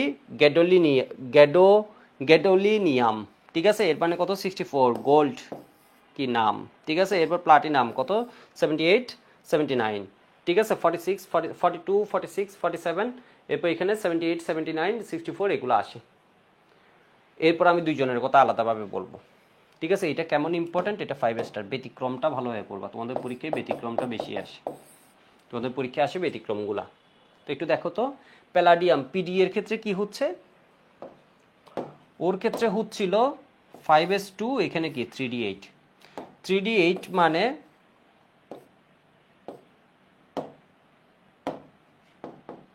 3d8 মানে এর মধ্যে ঘর আছে 1 2 3 5, 2 3 4 5 6 7 8, তাহলে দুইজন কি আছে আনকাপলড আছে। সেই জন্য এখন কি হবে বলতো, সব কাপল যদি হয়ে যায় তখন স্টেবল। দেখো 4s থেকে ইলেকট্রন গিয়ে সব কি হয়ে গেছে, কাপলড হয়ে গেছে। এবার দেখো তো এখানে 47টা একদম সহজ, এখানে কি আছে 4s2 3d9, তাহলে একজন আনকাপল আছে, একজন সিঙ্গেল আছে, বাকি সব কি আছে কাপলড অবস্থায় আছে, যুগ্ম অবস্থা, একজন অযুগ্ম, বাকি সব। তাহলে এখান থেকে একটা ইলেকট্রন গিয়ে ও কি হয়ে যাবে, কাপল হয়ে যাবে, তাহলে স্টেবল। তাহলে এখানে দেখো তো মোলিবডেনাম 42, এখানে 3d4, দেখা যাচ্ছে ঘর আছে 5টা, এর ভিতর ধরো কি হয়েছে, চারজন সিঙ্গেল উঠছে। ঠিক আছে, সিঙ্গেল উঠছে কয়জন, চারজন সিঙ্গেল উঠছে।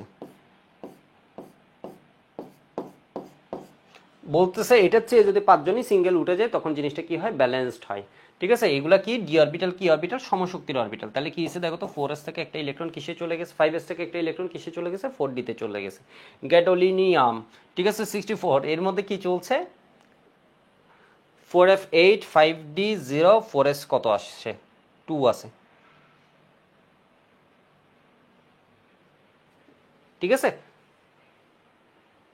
2 আছে, এটা কি ঠিক লিখছে, জেনন কত 54, 54 আর 2 কত হয়, 54 আর 2 কত হয় 56, 56 আর 8 কত হয়, হ্যাঁ ঠিক আছে 4f8।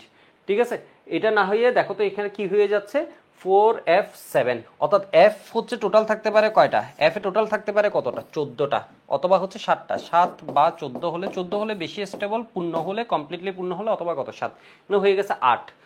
ঠিক আছে, এর মানে হচ্ছে 6জন আছে সিঙ্গেল, মানে বুঝো নাই 6জন আছে হচ্ছে F orbital. F orbital total ভাগ কয়টা আছে, 7টা, 1 2 3 4 5 6 7, 1 2 3 4 5 6 7 8, একটা কি হয়ে গেছে, কাপলড হয়ে গেছে, তখন বলছে বেজাল। এই জন্য এই ইলেকট্রনটা কিসে চলে গেছে, 5d1 এ চলে গেছে। ঠিক আছে 5d1 এ চলে গেছে। এবার আসো গোল্ড, জ্যানন মানে হচ্ছে 54, আর্গন মানে কত 18, আর্গন মানে কত 18, জ্যানন মানে হচ্ছে কত বলো তো 54, জ্যাননের পারমাণবিক সংখ্যা হচ্ছে 54। ব্যতিক্রমটা কি এটা একটু দেখি তো, এখানের মধ্যে কি আসছে 5d9, এখানে কি আসছে 5d9, 6s2, তাহলে স্বাভাবিকভাবে 5d10 আর কত হয়ে যাবে 6s1। ঠিক আছে, প্লাটিনাম 78, এর ক্ষেত্রে কি আসছে 6s2 5d10, এটা কমপ্লিট ফিল্ড আছে। তো এটাও যদি কমপ্লিট ফিল্ড হয়ে যায়, এটা যদিও কমপ্লিট ফিল্ড হয় না, ঠিক আছে, এটা দেখবো হচ্ছে এগুলো সুস্থিত, এগুলো আরও কিছু কারণ আছে, যখন ডি বা এফ এ যাচ্ছে তখন আরেকটা শিল্ডিংয়ের যে ফ্যাক্টটা আছে এটাও তখন জোর দেয়, তুমি তখন এটা আসলে মুখস্থ করে রাখা ছাড়া আর কোনো গতি নেই। এটারে কি বলবো, তুমি প্লাটিনামেরটা মুখস্থ করে রাখো। ঠিক আছে, ব্যতিক্রমের মধ্যে আবার কি দেখা যাচ্ছে, ব্যতিক্রম দেখা যাচ্ছে, তো এটা মুখস্থ করে রাখতে হবে, মানে বুঝছো, কারণ এর মধ্যে আরও ফ্যাক্টর আছে, শুধুমাত্র যে পূর্ণ বা ওই যে অর্ধপূর্ণ হলে স্টেবিলিটি পাবে এটা না। যেমন এরপরে এটা দেখো n+1d nf অরবিটালের শক্তির ন্যূনতম পার্থক্য, যেমন ল্যান্থেনামের ইলেকট্রন বিন্যাস পরীক্ষায় আসে, ল্যান্থেনাম প্রিভিয়াস ইয়ার্স বুয়েটও আসছে, ল্যান্থেনাম প্রিভিয়াস ইয়ার্স বুয়েটও আসছে, ব্যতিক্রম ইলেকট্রন বিন্যাস। ঠিক আছে, ল্যান্থেনাম হচ্ছে 57, ঠিক আছে ল্যান্থেনাম হচ্ছে 57। একটু দেখো ল্যান্থেনামের ইলেকট্রন বিন্যাসটা আমি আগে করি, ল্যান্থেনাম হচ্ছে কত 57।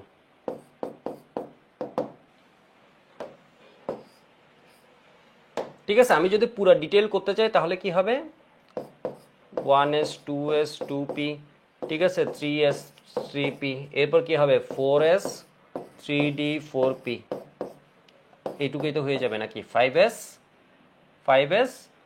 4d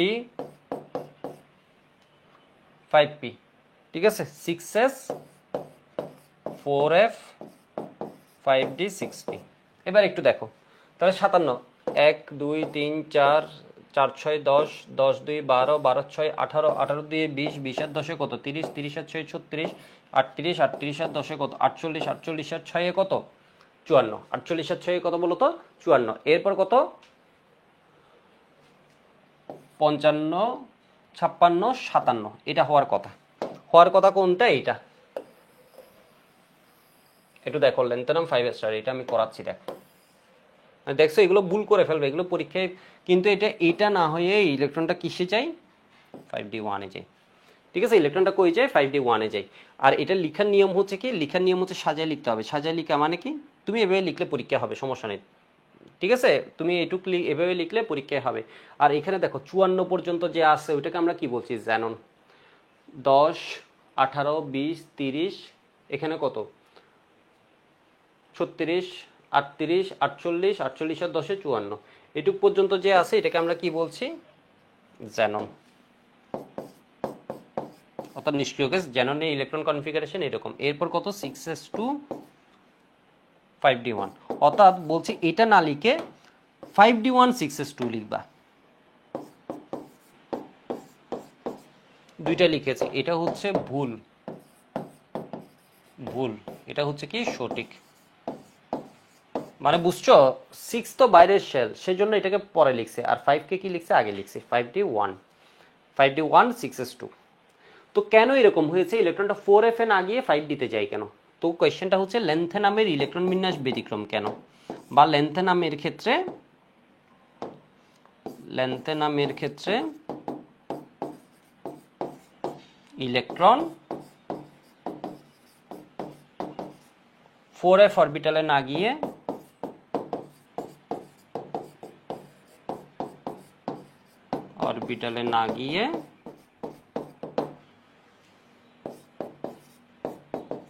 দিতে যায় কেন? কোয়েশ্চেন বুঝছো? বা লেন্থেনামের ইলেকট্রন বিন্যাস ব্যতিক্রম কেন? দেখো, যদি 4f অরবিটালে যেত তাহলে ও কি হতো? f অরবিটালের, ও কি হতো বলো তো? f orbital. ও কি হতো? f অরবিটালে যদি যেত ও হতো f ব্লক মৌল। কিন্তু ও কোন কি ব্লক মৌল বলো তো? 5d তে যায়, সেজন্য ও কি হবে? শেষ ইলেকট্রনটা দিতে যায়, তাহলে ও কি হবে? d ব্লক মৌল, ঠিক আছে? তাহলে 4f অরবিটালে না গিয়ে 5d তে যায় কেন? ওটা হতো f ব্লক মৌল, এটা কি হবে বলো তো? d ব্লক মৌল। মানে প্রকৃতপক্ষে কিসে? এই তোমরা বুঝছো আসলে? মানে বললাম ওর ক্ষেত্রে এফ এ যাচ্ছে, আব্বাও নীতি অনুযায়ী কিসে যাচ্ছে? এফ এ যাচ্ছে, একদম ঠান্ডা, ঠিক আছে? 4f এফ ব্লকে যাচ্ছে আব্বাও নীতি অনুযায়ী, কিন্তু প্রকৃতপক্ষে ওইটা না গিয়ে কি হচ্ছে বলতো? 5 দিতে যায় কেন? 4f এ গেলে কি হতো আগে এটা একটু বলি। গুহ স্যার খুব সুন্দরভাবে লিখছে, গুহ স্যার সুন্দরভাবে লিখে নাই, গুহ স্যার যা লিখছে এর মধ্যে একটা প্যাচ আছে, ঠিক আছে? দেখো আমি গুহ স্যারেরটা আগে একটু দেখাই, তাহলে তোমাদের বুঝতে সুবিধা হবে। n+l নিয়মের ব্যতিক্রম।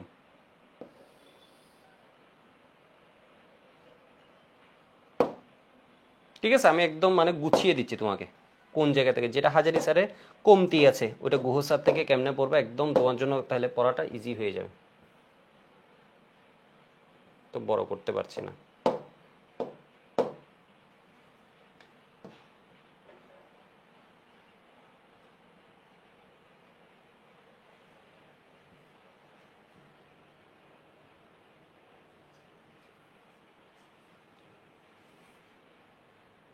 ওকে, একটা না একটা নিয়ম বের হয়ে যায়, যে ওয়ে বের হয়ে যায়। হ্যাঁ দেখো, তো গুহ স্যার কি বলছেন একটু দেখো। n+l এর নিয়মের ব্যতিক্রম। লেন্থেনামের ক্ষেত্রে এর পারমাণবিক সংখ্যা কত? 57। এর ইলেকট্রন বিন্যাস জ্যানন, এরপর কি হবে বলো তো? কই 6s2 4f1, ঠিক আছে? জ্যানন এরপর কি বলতো? 6s2 4f1। কিন্তু এটা না হয়ে প্রকৃত ইলেকট্রন বিন্যাস কি হচ্ছে? Xanon 6s2 5d1। 4f এ ইলেকট্রনে না গিয়ে 5d তে যাচ্ছে। আব্বাও নীতি অনুসারে 4f উপকক্ষের মান কত? 4f অরবিটাল n+l এর মান 4 + 3 এর মানে কত? 7। 5d এর ক্ষেত্রে মান কত? n5 + 2 এর মানে কত হয়? 7। এইটাও 7, এইটাও 7। n এর মান কম কার ক্ষেত্রে? 4 এর ক্ষেত্রে। তাহলে যাওয়া উচিত কিসে? 4f এ, কিন্তু যাচ্ছে কিসে বলতো? 5d তে। উভয়ের ক্ষেত্রে n প্লাস এল এর মান সমান, কিন্তু মেডিলাঙ্গের নীতি n মানে n প্লাস এল এর নীতি n এর মান অনুযায়ী 4 লেস দেন কি 5। শক্তির মানের ক্রম হলো 4f থেকে 5d এর বেশি। প্রকৃত ইলেকট্রন বিন্যাস দেখা যাচ্ছে হচ্ছে এত হওয়া উচিত, কিন্তু ল্যান্থানামের প্রকৃত ইলেকট্রন বিন্যাস হচ্ছে উল্টা, ডি তে আগে যাচ্ছে। যাওয়ার কথা 4f এ আগে, আব্বাও নীতি অনুযায়ী n প্লাস এল এর নিয়ম অনুযায়ী, যেটাকে মেডিলাঙ্গের নীতি বলছে, ঠিক আছে, কিন্তু যাচ্ছে কিসে বলতো 5d1 এ। কেন? কারণ বলছে ল্যান্থেনামের নিউক্লিয়াস অস্বাভাবিক সংকোচনের নীতি থেকে রক্ষার জন্য ইলেকট্রন 6s অরবিটালকে পূর্ণ করে মেডিলাঙ্গের নীতি অনুসরণ না করে, অর্থাৎ n প্লাস এল এর নিয়ম অনুসরণ না করে 4f অরবিটালে প্রবেশ না করে কিসে প্রবেশ করছে? 3d অরবিটালে প্রবেশ করছে। এখানে কি বলেছে? ল্যান্থেনাম নিউক্লিয়াস অস্বাভাবিক সংকোচনের নীতি থেকে রক্ষার জন্য। বুঝো নাই? ঠিক আছে, দেখছো, বললাম গুহ স্যারের বইও জিনিসটা ভালো স্পষ্ট করে নেই, কারণটা বলেছে কিন্তু স্পষ্ট করে, অস্বাভাবিক সংকোচনের কঠিন একটা জিনিস পড়াচ্ছি, একটু দ্রুত পড়াচ্ছিলাম, কেমন? তো আমি দেখি, আমি জিনিসটা তোমার কাছে স্পষ্ট করছি। ধরো ইলেকট্রনটা 4f এ গেল। 4f এ বলা হয় শিল্ডিং ইফেক্ট। শিল্ডিং মানে হচ্ছে আবরণ, ঠিক আছে। শিল্ড করা মানে ধরো হচ্ছে কি, ওই যে এখানে ধরো কোনো একটা কি আছে, বোম আছে, ঠিক আছে। আমি কি করলাম, এটাকে ঢেকে রাখলাম যাতে এটা চারপাশে ছড়াই না পড়ে, এটাকে বলা হচ্ছে কি শিল্ড করা, ঠিক আছে। এটাকে কি করে রাখছে? শিল্ড, আবরণ, যাতে এটার ইফেক্ট চারদিকে ছড়াই না পড়ে। বলা হয় F orbital has poor shielding effect. F অরবিটালের শিল্ডিং ইফেক্ট কেমন হয় বলতো? কম। অর্থাৎ এফ অরবিটাল নিউক্লিয়াসকে ওরা আবরণ করছে, অরবিটাল আবরণ করছে কাকে? নিউক্লিয়াসকে। নিউক্লিয়াস কি চার্জ? Plus charge. তো বলছে এফ অরবিটাল এর শিল্ডিং ইফেক্ট কি বলতো? পুয়ার। অর্থাৎ নিউক্লিয়াসকে আবরণ করে রাখে কে? এস। এরপর কে? পি। এরপর কে? ডি। এরপর কে? এফ। সবচেয়ে ভালো আবরণ করতে পারে কে? S orbital. একদম কি শক্ত করে আবরণ করতে পারে কোন অরবিটাল? S orbital. তো F orbital has poor shielding effect. F অরবিটালের শিল্ডিং ইফেক্ট কেমন বলতো? কম। এফ অরবিটালের আবরণী আচ্ছাদন প্রভাব, এফ অরবিটালের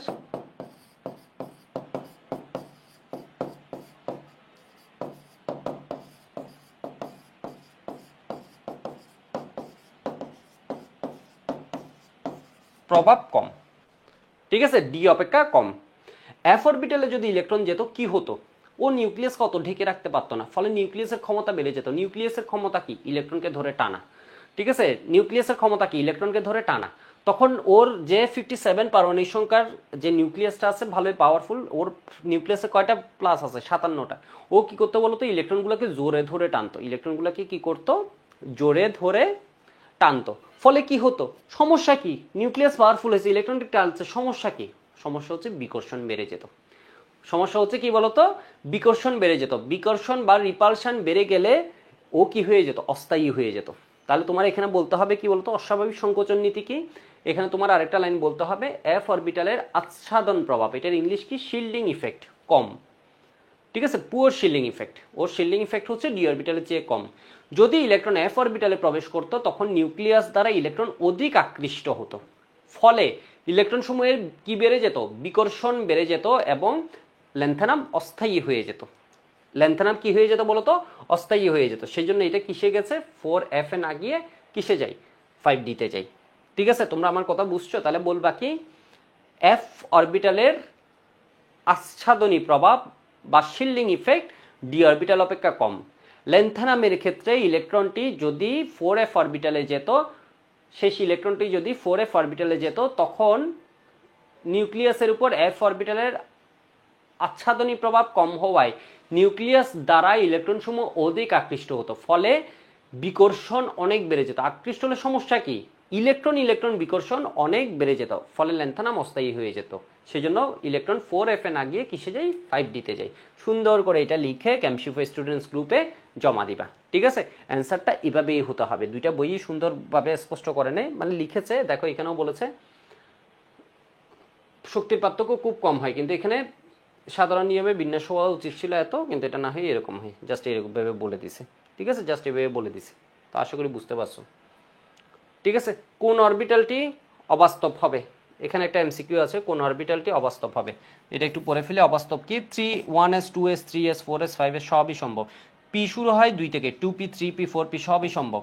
এফ শুরু হয় 4 থেকে, কিন্তু ডি শুরু হয় কত থেকে? 3d 4d, ঠিক আছে। 3d 4d 3d 3d 3d 3d কোন অরবিটালের শক্তি সবচেয়ে বেশি? যার n প্লাস l এর মান বেশি। তাহলে এর ক্ষেত্রে 4 প্লাস 0 এর মানে কত? 4। এর ক্ষেত্রে 3 প্লাস 1 এর মানে কত? 4। এর ক্ষেত্রে 3 প্লাস 2 এর মানে কত? 5। এর ক্ষেত্রে 4 প্লাস 3 এর মানে কত হয়? 7। যার n প্লাস l এর মান বেশি তার শক্তি বেশি। এবার গুহ স্যারের বই আমি তোমাকে আরেকটা জিনিস দেখাই, ল্যান্থেনাম আমি পড়াইছি, একটি নিয়ম তোমরা দেখবা। একটি নিয়মের পারমাণবিক সংখ্যা কত? 89। তো এর ইলেকট্রন বিন্যাস হওয়ার কথা ছিল কীরকম? 7s2 5f1। ঠিক আছে, 7s2 5f1, কিন্তু এর প্রকৃত ইলেকট্রন বিন্যাসে দেখা যাচ্ছে 5f0 হয়ে গেছে। ইলেকট্রনটা কিসে গেছে? 7s2 6d1।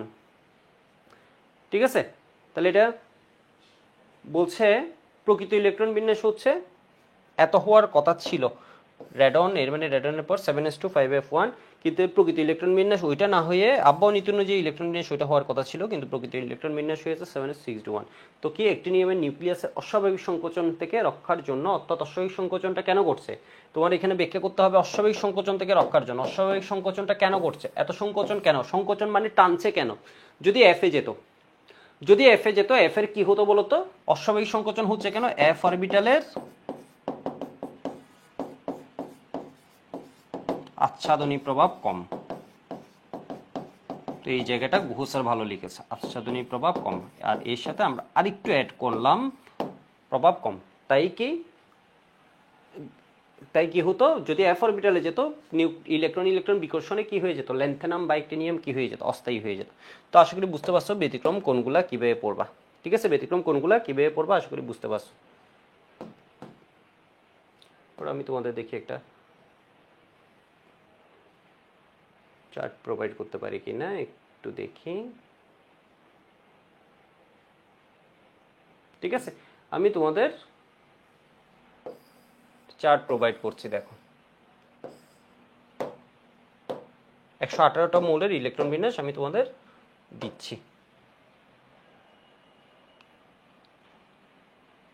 এর মধ্যে যেগুলো দেখা স্টার আছে, ক্রোমিয়াম, কপার, ঠিক আছে, স্টার যারা আছে ওরা মনে রাখবা হচ্ছে কি ব্যতিক্রম। স্টার যারা আছে এরা কি ব্যতিক্রম। আমি যেটা দিচ্ছি এটা খুব ভালো একটা কি বই থেকে তোমাদের চার্টগুলো দিচ্ছি। অনেক বাজারে অনেক বই দেখবা ভুল হওয়ার সম্ভাবনা বেশি। ঠিক আছে, তো এখানে যেগুলো হচ্ছে স্টার চিহ্নিত,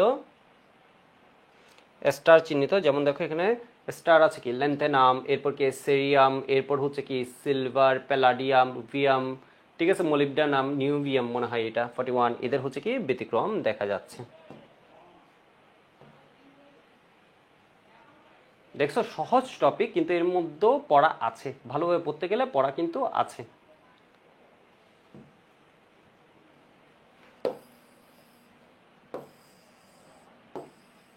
একটু বিরক্ত করেছি আজকে তোমাদের, সহজ টপিক তো কিন্তু পড়া ভালোই আছে। যেমন দেখো এর মধ্যে অনেকগুলা ব্যতিক্রম আছে, প্লাটিনাম, ঠিক আছে, গোল্ড, ঠিক আছে, এই দুইটা লাগবে, প্লাটিনাম গোল্ড লাগবে। এখানে যে ব্যতিক্রমগুলো আছে এগুলো আমাদের ওইরকম লাগবে না। ঠিক আছে, এরপর 118টাও নিয়েছিলাম, 118 কই গেল?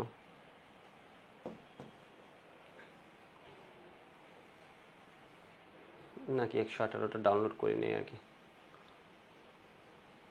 ঠিক আছে, 118টা এখানে নেই, আছে না? নেই।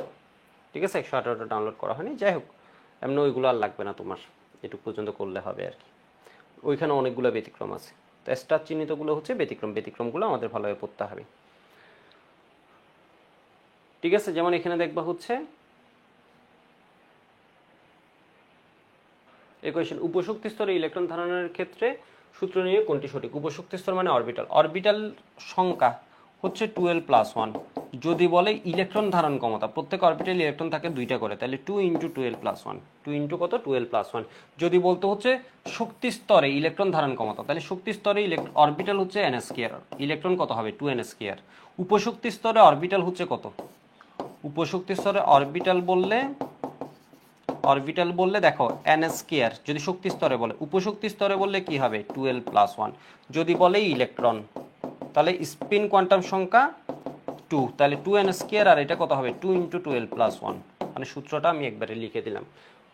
যদি উপশক্তি স্তর বলে এটা, অরবিটালের জন্য এটা, ইলেকট্রনের জন্য এটা। শক্তি স্তর বলে অরবিটালের জন্য এটা, ইলেকট্রনের জন্য এটা। কি হলো?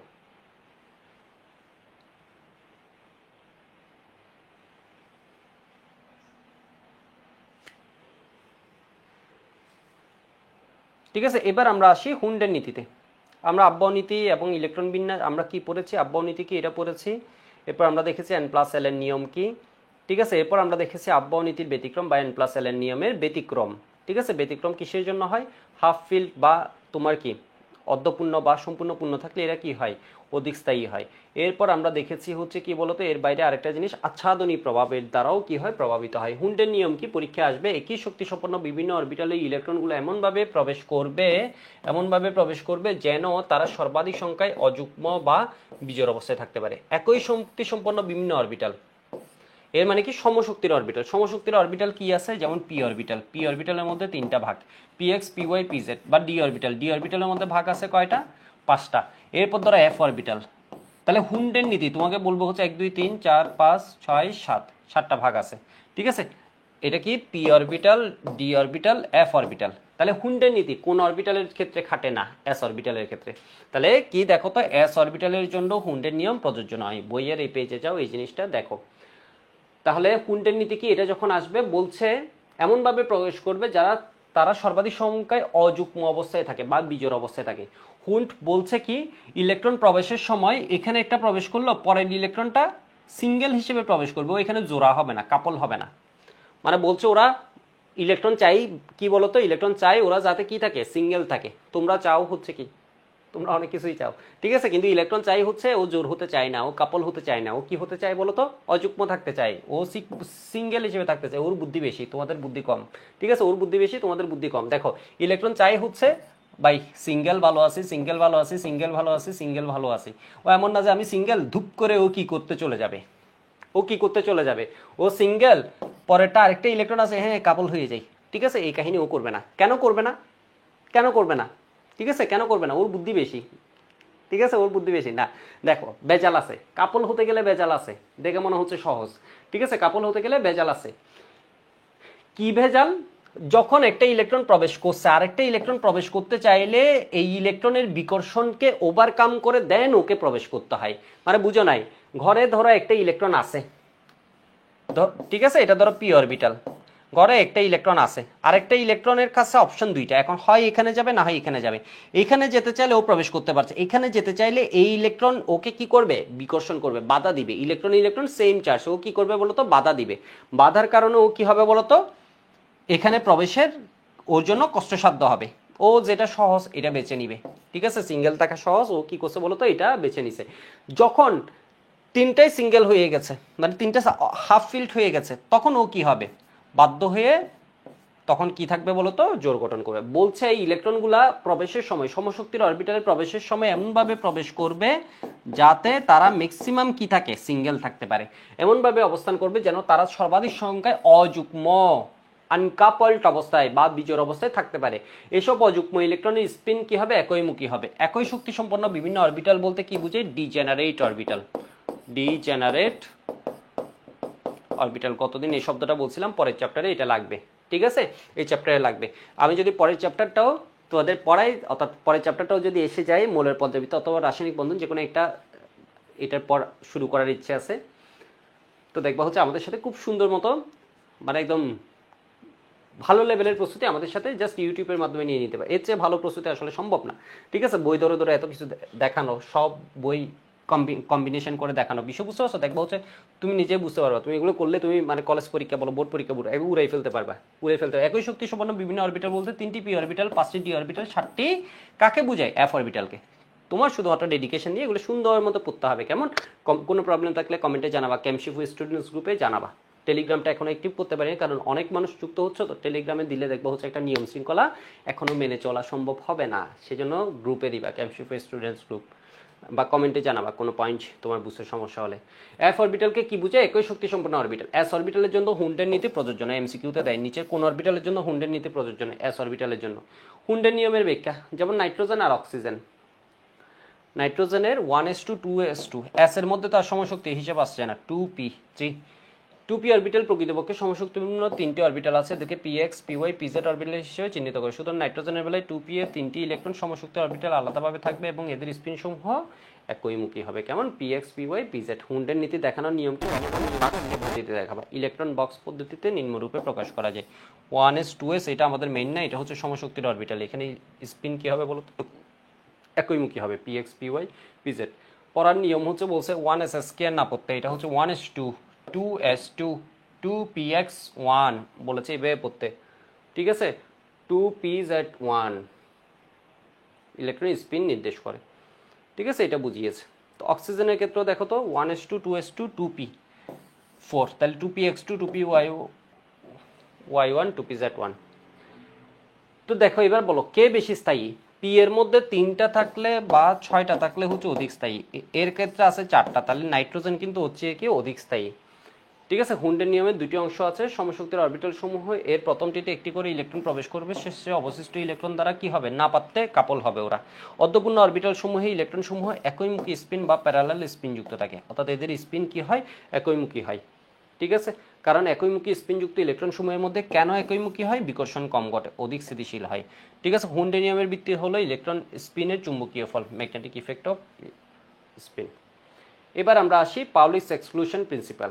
এবার আমরা আসি পাউলির বর্জন নীতি। হুন্ডের নীতি কি তাহলে? সমশক্তির অরবিটালে ইলেকট্রন প্রবেশের সময় এমনভাবে প্রবেশ করবে যেন তারা সর্বাধিক সংখ্যক বিজোড় অবস্থায় থাকে, বিজোড় বা অযুগ্ম অবস্থায় থাকে, এবং এদের ইলেকট্রনের স্পিন একইমুখী হবে। কেন? কারণ ইলেকট্রন স্পিন একইমুখী হলে বিকর্ষণ কি হবে? কম হবে। পাউলির বর্জন নীতি কি? তাহলে ক নম্বরের কোয়েশ্চেন আসবে পাউলির বর্জন নীতি কি? একই পরমাণুতে দুটি ইলেকট্রনের 4টি কোয়ান্টাম সংখ্যার মান কখনো সমান হয় না, কমপক্ষে যে কোনো একটির মান ভিন্ন হয় বা অসমান হয়। বুঝি নাই কি বলেছে একটু দেখো। পাউলির বর্জন নীতি, পাউলির বর্জন নীতি কি বলছে? একই পরমাণুতে, পরমাণু একই, যেমন ধরো হিলিয়াম, দুটি ইলেকট্রনের, ধরো ওর কাছে দুইটা ইলেকট্রন আছে, তো আমরা জানি হচ্ছে কোয়ান্টাম সংখ্যা কয়টা? 4টা, ঠিক আছে? কোয়ান্টাম সংখ্যা কয়টা? 4টা, এন এল এম এস। বলছে দুইটি ইলেকট্রনের জন্য, এখানে দুইটা ইলেকট্রন আছে, 4টা কোয়ান্টাম সংখ্যার মান কখনো সমান হবে না, যে কোনো মিনিমাম একটাকে কি হতে হবে? ভিন্ন হতে হবে। যেমন ধরো হিলিয়ামের কি আছে? দুইটা ইলেকট্রন আছে, এর প্রথম ইলেকট্রনের জন্য যদি তুমি করতে চাও 1s1, তাহলে এন এর মান কত? 1s1। ধরো এখানে ফার্স্ট ইলেকট্রনের জন্য তুমি করছো, ফার্স্ট ইলেকট্রনের জন্য এন এর মান কত? 1। এল এর মান কত? এস অরবিটাল মানে 0, এল এর মান 0 হলে এম এর মান 0, তাহলে ফার্স্ট ইলেকট্রন হলে আমি প্লাস হাফ দিলেও সঠিক, মাইনাস হাফ দিলেও সঠিক, কিন্তু পরীক্ষায় এত পণ্ডিতগিরি করা লাগবে না। ফার্স্ট ইলেকট্রন হলে কি দিবা? Plus half. সেকেন্ড ইলেকট্রনের জন্য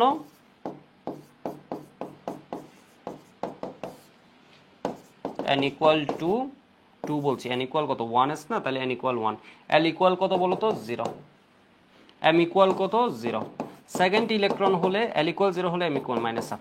তো দেখো এদের 3টা কোয়ান্টাম সংখ্যার মান হুবহু সেম, কিন্তু 4টা সেম না, একটা মাস্ট বি ডিফারেন্ট, ঠিক আছে? বলছে দুটি ইলেকট্রন থাকে, 4টি কোয়ান্টাম সংখ্যার মানে প্রথম 3টির মান সমান হলো, চতুর্থ কোয়ান্টাম সংখ্যার মান ভিন্ন। তাহলে পাউলির বর্জন নীতি কি? ব্যাখ্যা করো যদি আসে, তাহলে হিলিয়াম দিয়ে প্রথম ইলেকট্রনের জন্য, দ্বিতীয় ইলেকট্রনের জন্য দেখিয়ে দিবে। সবাই একটু লিখে নাও তো পাউলির বর্জন নীতি কি। আমি একটু দেখি আজকের ক্লাসটা কতক্ষণ হয়েছে।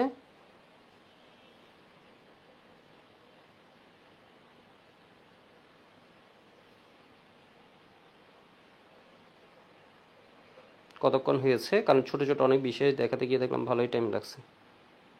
বাবা, 1 ঘন্টা 23 মিনিট। তো এখন আমরা চলে যাব আমাদের প্র্যাকটিস সেশনে, ঠিক আছে? 1 ঘন্টা 20 মিনিট হয়েছে, আমরা এখন চলে যাবো আমাদের 5 মিনিট একটু প্র্যাকটিস করে আজকের ক্লাসটা শেষ করে দিব। কেমন? তোমরা রেডি আছো তো? বেশি বিরক্ত হও নাই তো? ঠিক আছে? খুব কি বিরক্ত লাগছে? বোর ফিল হয়েছে ক্লাসটাতে?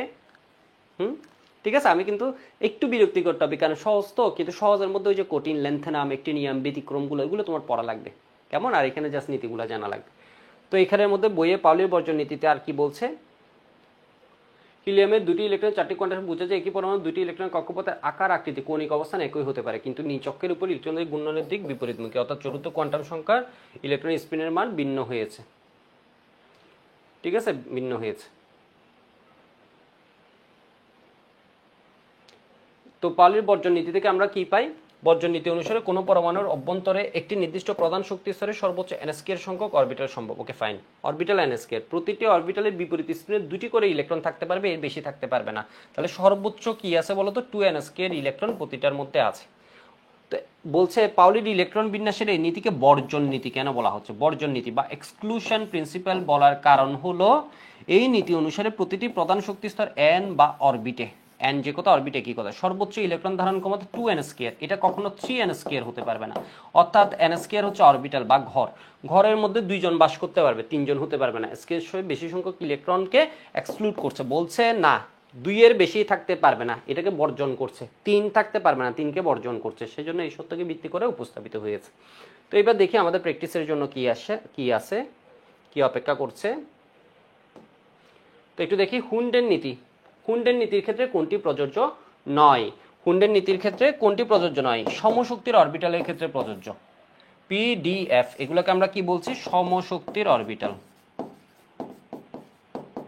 এস এর মধ্যে এরকম কোনো ভাগই নেই, তাহলে ওর জন্য হুন্ডের নীতি প্রযোজ্য নয়। যশোর বোর্ড 23-এ আসছে, রাজশাহী বোর্ড 21-এ আসছে। কোন নীতি অনুসারে অযুগ্ম ইলেকট্রন সমূহের স্পিন একইমুখী হবে? স্পিন একইমুখী হবে কি? হুন্ডের নীতি অনুসারে। স্পিন একইমুখী হবে কোন নীতি অনুসারে? হোন্ডার নীতি, ঠিক আছে, হুন্ডের নীতি। ক্রোমিয়াম পরমাণুতে অযুগ্ম ইলেকট্রনের সংখ্যা কত? ঢাকা বোর্ড 22-এ আসছে, ঢাকা বোর্ড 19-এ আসছে। ক্রোমিয়াম পরমাণুতে অযুগ্ম ইলেকট্রনের সংখ্যা কত? চেক করে আসি আমরা। কেমন? ক্রোমিয়াম হচ্ছে 24, তাহলে আর্গন 18, আর্গনের পরে কি হয়? 4s 3d 4p। তো এখানে হচ্ছে 18 আর 2 এ 20, এখানে কত হতো? 20, এখানে হতো 4, 24, কিন্তু এটা না হয়ে কি হয়ে যায়? 4s1 3d 5। তো আমরা যদি দেখি এখানে বিজোড় ইলেকট্রন আছে, এখানে 5টাই বিজোড় ইলেকট্রন, এখানে 5টাই কি? এটা একটা বিজোড় ইলেকট্রন, এখানে 5টা বুঝানো। 4s এর মধ্যে আছে একটা,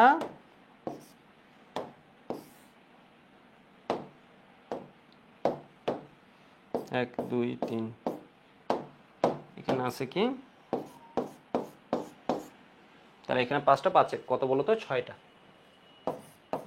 অযুগ্ম ইলেকট্রন। কয়টা? 6টা। ঠিক আছে, অযুগ্ম ইলেকট্রন কয়টা? 6টা। দেখি এরপর কি। একটি পরমাণুতে দুটি ইলেকট্রনের সর্বোচ্চ কয়টি কোয়ান্টাম সংখ্যার মান একই হতে পারে? বলছে সর্বোচ্চ কয়টি কোয়ান্টাম সংখ্যার মান একই হতে পারে? 3টা কোয়ান্টাম সংখ্যার মান একই হতে পারে। 4টায় কি হওয়া যায় না? সর্বোচ্চ 3টি কোয়ান্টাম সংখ্যার মান একই হতে পারে।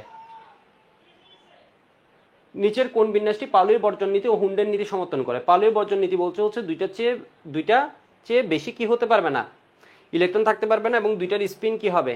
বিপরীতমুখী হবে। যেমন এখানে স্পিন কি হয়ে গেছে? সেম।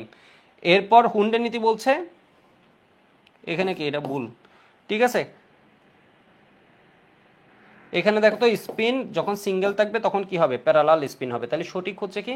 এটা সঠিক, এটা সঠিক, এটা সঠিক, এটা সঠিক। তাহলে স্পিনও বিপরীত, আর যেগুলো সিঙ্গেল আছে এগুলোর স্পিন কি বলতো? একইমুখী। তাহলে হুন্ডের নীতি সমর্থন করে। এটা হচ্ছে কি? ডিইউতে আসছিল 17-18-তে, ডিইউতে আসছিল 17-18-তে। ডিইউ 16-17 কোয়েশ্চেনটা খুব সুন্দর একটা কোয়েশ্চেন, এই জন্য আমি তোমাদের দিয়েছি। দেখো 26 পারমাণবিক সংখ্যা বিশিষ্ট একটি মৌলের শ্যালে 26 হচ্ছে আয়রন, মূলত 26 হচ্ছে কি? আয়রন।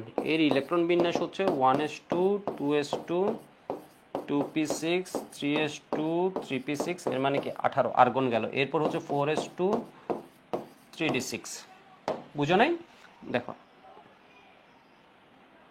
11 12 12 হচ্ছে কত? 18 19 20 20 হচ্ছে কত? 26। তাহলে এবার এটাকে আমরা একটু রিঅ্যারেঞ্জ করে লিখতে হবে। বুঝো নাই?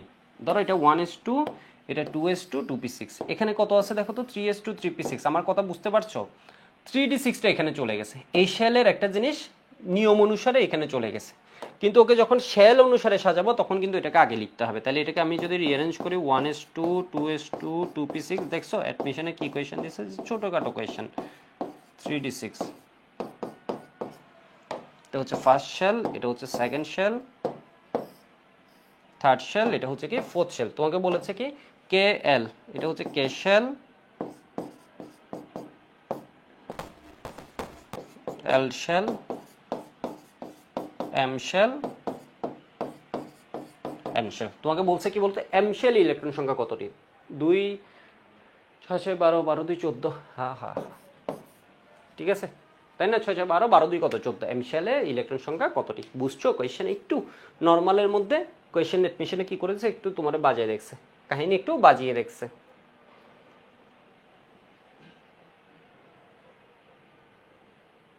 সমশক্তি সম্পন্ন অরবিটালে সমশক্তি সম্পন্ন অরবিটালে ইলেকট্রন বিন্যাস হয় কোন নীতিতে? সমশক্তি বললে হুন্ডের নীতি, ভিন্ন শক্তি বললে বিভিন্ন অরবিটাল বললে সিইউতে আসছে আব্বাও নীতি। একই শক্তি সম্পন্ন এর মানে কি? হুন্ডের নীতি, সর্বাধিক সংখ্যক বিজোড় অবস্থায় থাকবে, এটি হচ্ছে হুন্ডের নীতি। ঠিক আছে, সিইউতে আসছে, দেখো অসংখ্যবার সিইউতে আসছে। নাইট্রোজেনের 2p অরবিটালে ইলেকট্রন বিন্যাস কোন নীতি অনুসরণ করে? ঠিক আছে, হুন্ডের নীতি। 2px1 2py1 2pz1। ঠিক আছে, ইলেকট্রনগুলো একইমুখী স্ক্রিন দ্বারা প্রবেশ করবে, বিজোড় সংখ্যায় প্রবেশ করবে, এটা কোন নীতি? হুন্ডের নীতি। কোনো পরমাণু দুটি ইলেকট্রন 4টি কোয়ান্টাম সংখ্যার মান একই হতে পারে না, সাস 6 সাথে আসছে, এটা হচ্ছে কি পাউলির বর্জন নীতি। দুটি ইলেকট্রনের 4টি কোয়ান্টাম সংখ্যার মান একই হতে পারে না, এটা হচ্ছে কি পাউলির বর্জন নীতি। বলছে কোন ইলেকট্রনটি সর্বাপেক্ষা সুস্থিত? সর্বাপেক্ষা সুস্থিত হচ্ছে ডি যদি হয় কমপ্লিটলি ফিল্ড, এরপরে সুস্থিত হচ্ছে ডি যদি হয় হাফ ফিল্ড। ডি এফ সবার জন্য এটাও প্রযোজ্য। ঠিক আছে, ডি এফ সবার জন্য এটা প্রযোজ্য। সিলভারের সর্বশেষ ইলেকট্রন বিন্যাস কেমন হবে? ঠিক আছে, সিলভারের সর্বশেষ ইলেকট্রন বিন্যাস কেমন হবে? একটাও হবে না, তাই না? কপার সিলভার গোল্ড, কপার হচ্ছে 29, সিলভার হচ্ছে, তাহলে এটার সাথে 18 যোগ করে দিলে কত হয়? 47। কপার হয় আর্গন, তাহলে আর্গন এটা হবে কি ক্রিপ্টন। কপারে হয় কি বলতো 4s এত, তাহলে এটা হবে কি 5s4d 5p। তাহলে এখানে কত? 36, 36 আর 2 কত? 38, 38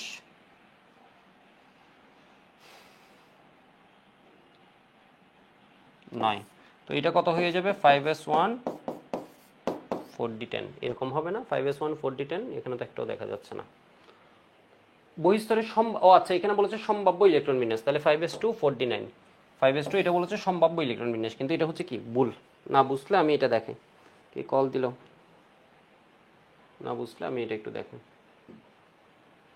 সিলভার কত? 47, তাহলে এখানে কি হয়ে যাবে দেখো তো, 5s1 4d কত? 10। ঠিক আছে, 5s1 4d 10, ওইটা অপশানে নেই, তাহলে এর চেয়ে ভালো অ্যান্সার হচ্ছে যেটা নিয়ম অনুযায়ী হয়।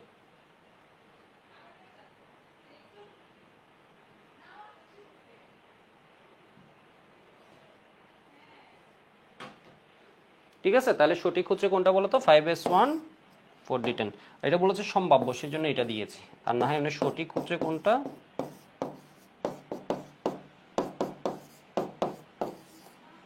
5s1 4d10। এরপর এটা দেখি, আব্বাও নীতি অনুযায়ী কোন অরবিটালে ইলেকট্রন সর্বশেষ প্রবেশ করবে? জান n প্লাস আর ইউতে আসছে। ঠিক আছে, 3+2 এর মানে কত? 5, 4+0 এর মানে কত?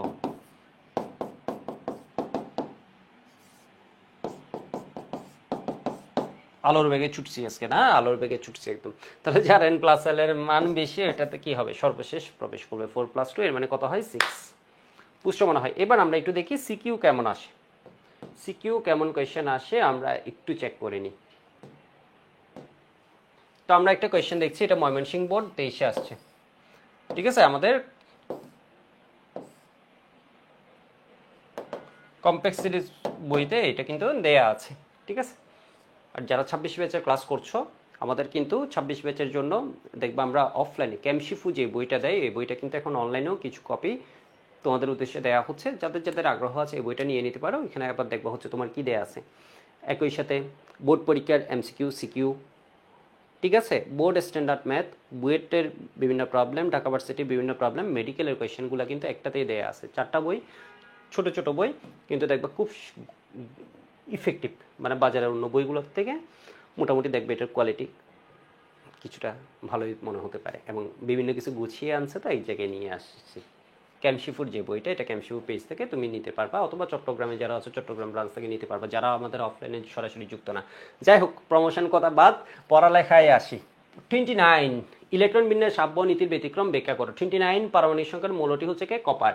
কপারের ইলেকট্রন বিন্যাস হচ্ছে এইটা, এইটা তুমি দিবা হচ্ছে কপারের একটা ইলেকট্রন বিন্যাস, প্রথমে দিবা আব্বাও নীতি অনুসারে, এরপর দিবা হচ্ছে সঠিক ইলেকট্রন বিন্যাস, এরপর বলবা হচ্ছে কি 4s অরবিটাল ইলেকট্রন দ্বারা পূর্ণ করার পর ইলেকট্রন 3d অরবিটাল এত হওয়ার কথা, কিন্তু এটা হচ্ছে কি ভুল, আর একটা সঠিক ওইটা দিবা।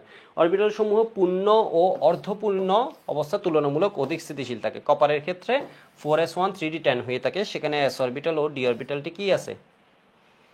যেখানে ডি অরবিটাল, এস অরবিটাল অর্ধপূর্ণ ডি অরবিটাল, এস অরবিটাল নিয়ে তোমার মাথা ব্যথা যা তুলনামূলক স্থিতিশীল হয়ে থাকে, কিন্তু নীতি অনুসারে হয়নি।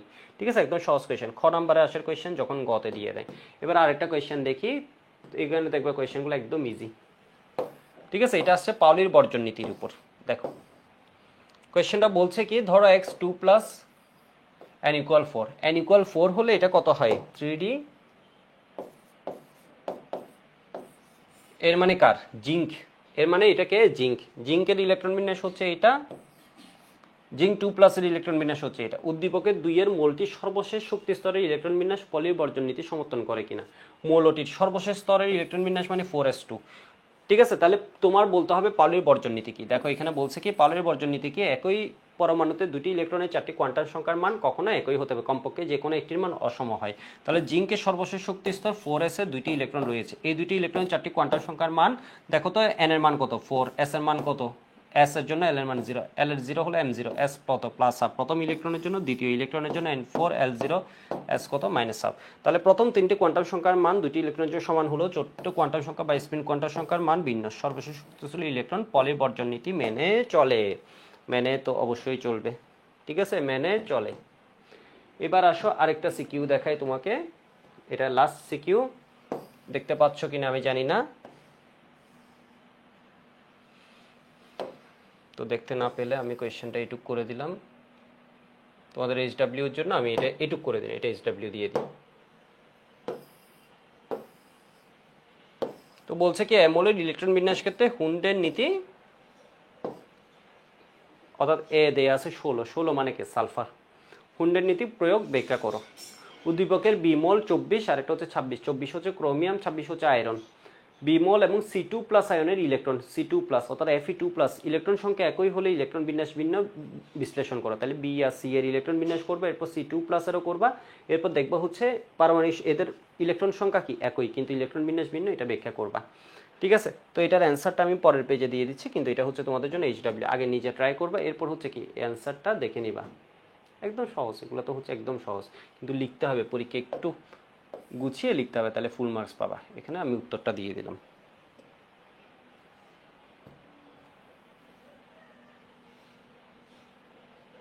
ঠিক আছে, এখানে আমি উত্তরটা দিয়ে দিলাম, কোনো সমস্যা আছে? তো হুন্ডের নীতি কি, আগে এটা বলছে সমশক্তির অরবিটাল ইলেকট্রন এমনভাবে প্রবেশ করে সর্বোচ্চ অযুগ্ম ইলেকট্রন থাকে এবং এদের কি হয় বলতো, স্পিন একই। এ হচ্ছে কি সালফার, এই মনোটা লিখবে, এরপর পি এর কাহিনী বলবা, লাস্টে পি এর কাহিনীটা বলবা। ঠিক আছে, অ্যান্সারটা দেখে নিবা। তো একটু আমাকে জানাবা ক্লাসটা বুঝতে পারছো কিনা। তো আজকে ইলেকট্রন বিন্যাসের নীতি নিয়ে আমাদের ছিল। ইলেকট্রন বিন্যাসের আমি যদি একটু সামারি করে, নীতি ছিল তিনটা, একটা আবহাওয়া নীতি, একটা হুন্ডের নীতি, আর একটা পাউলির বর্জন নীতি। হুন্ডের নীতি কি, আবহাওয়া নীতি কি, পাউলির এক্সক্লুশন প্রিন্সিপাল বা পাউলির বর্জন নীতি কি, ক নাম্বারের কোয়েশ্চেনে আসবে। এরপর তোমাকে আসবে কপারের ইলেকট্রন বিন্যাস ব্যতিক্রম কেন, ক্রোমিয়ামের ইলেকট্রন বিন্যাস ব্যতিক্রম কেন, ল্যান্থানামের ইলেকট্রন বিন্যাস ব্যতিক্রম কেন, অ্যাক্টিনিয়ামের ইলেকট্রন বিন্যাস ব্যতিক্রম কেন, মলিবডেনামের ইলেকট্রন বিন্যাস লিখো। অর্থাৎ ব্যতিক্রমী ইলেকট্রন বিন্যাসগুলো সাধারণত আসবে। এর বাইরে আমি তোমাদের বলছি চতুর্থ পর্যায়ে যেটা আছে, কলকাকলি স্কুল টিচার ভেরি কেয়ারফুলি, মানে potassium, calcium, scandium, titanium, vanadium, chromium, manganese, iron, ঠিক আছে, iron, cobalt, nickel, copper, zinc, এদের ইলেকট্রন বিন্যাসটা আমাদের লাগবে, এটা আমি তোমাদের বলেছি। আর ওই যে হিলিয়ামের ক্ষেত্রে পাউলির বর্জন নীতি, এরপর জিঙ্কের শেষ ইলেকট্রনগুলোর জন্য পাউলির বর্জন নীতি, এইরকম তোমাকে কোয়েশ্চেনগুলো আসবে। আশা করি বুঝতে পারছো এখান থেকে কি কোয়েশ্চেন আসবে। গুহ স্যারের বইও দেখিয়েছি কোয়েশ্চেনটা কেমনে ল্যান্থানাম বা একটি নিয়মে কেমনে লিখতে হয়, আমি আর একটু কথা অ্যাড করে দিয়েছি। আশা করি সবাই গুছিয়ে লিখতে পারবে। এরপরে কোনো প্রবলেম হলে কমেন্টে জানাবা। আজকের ক্লাস এটুকুই।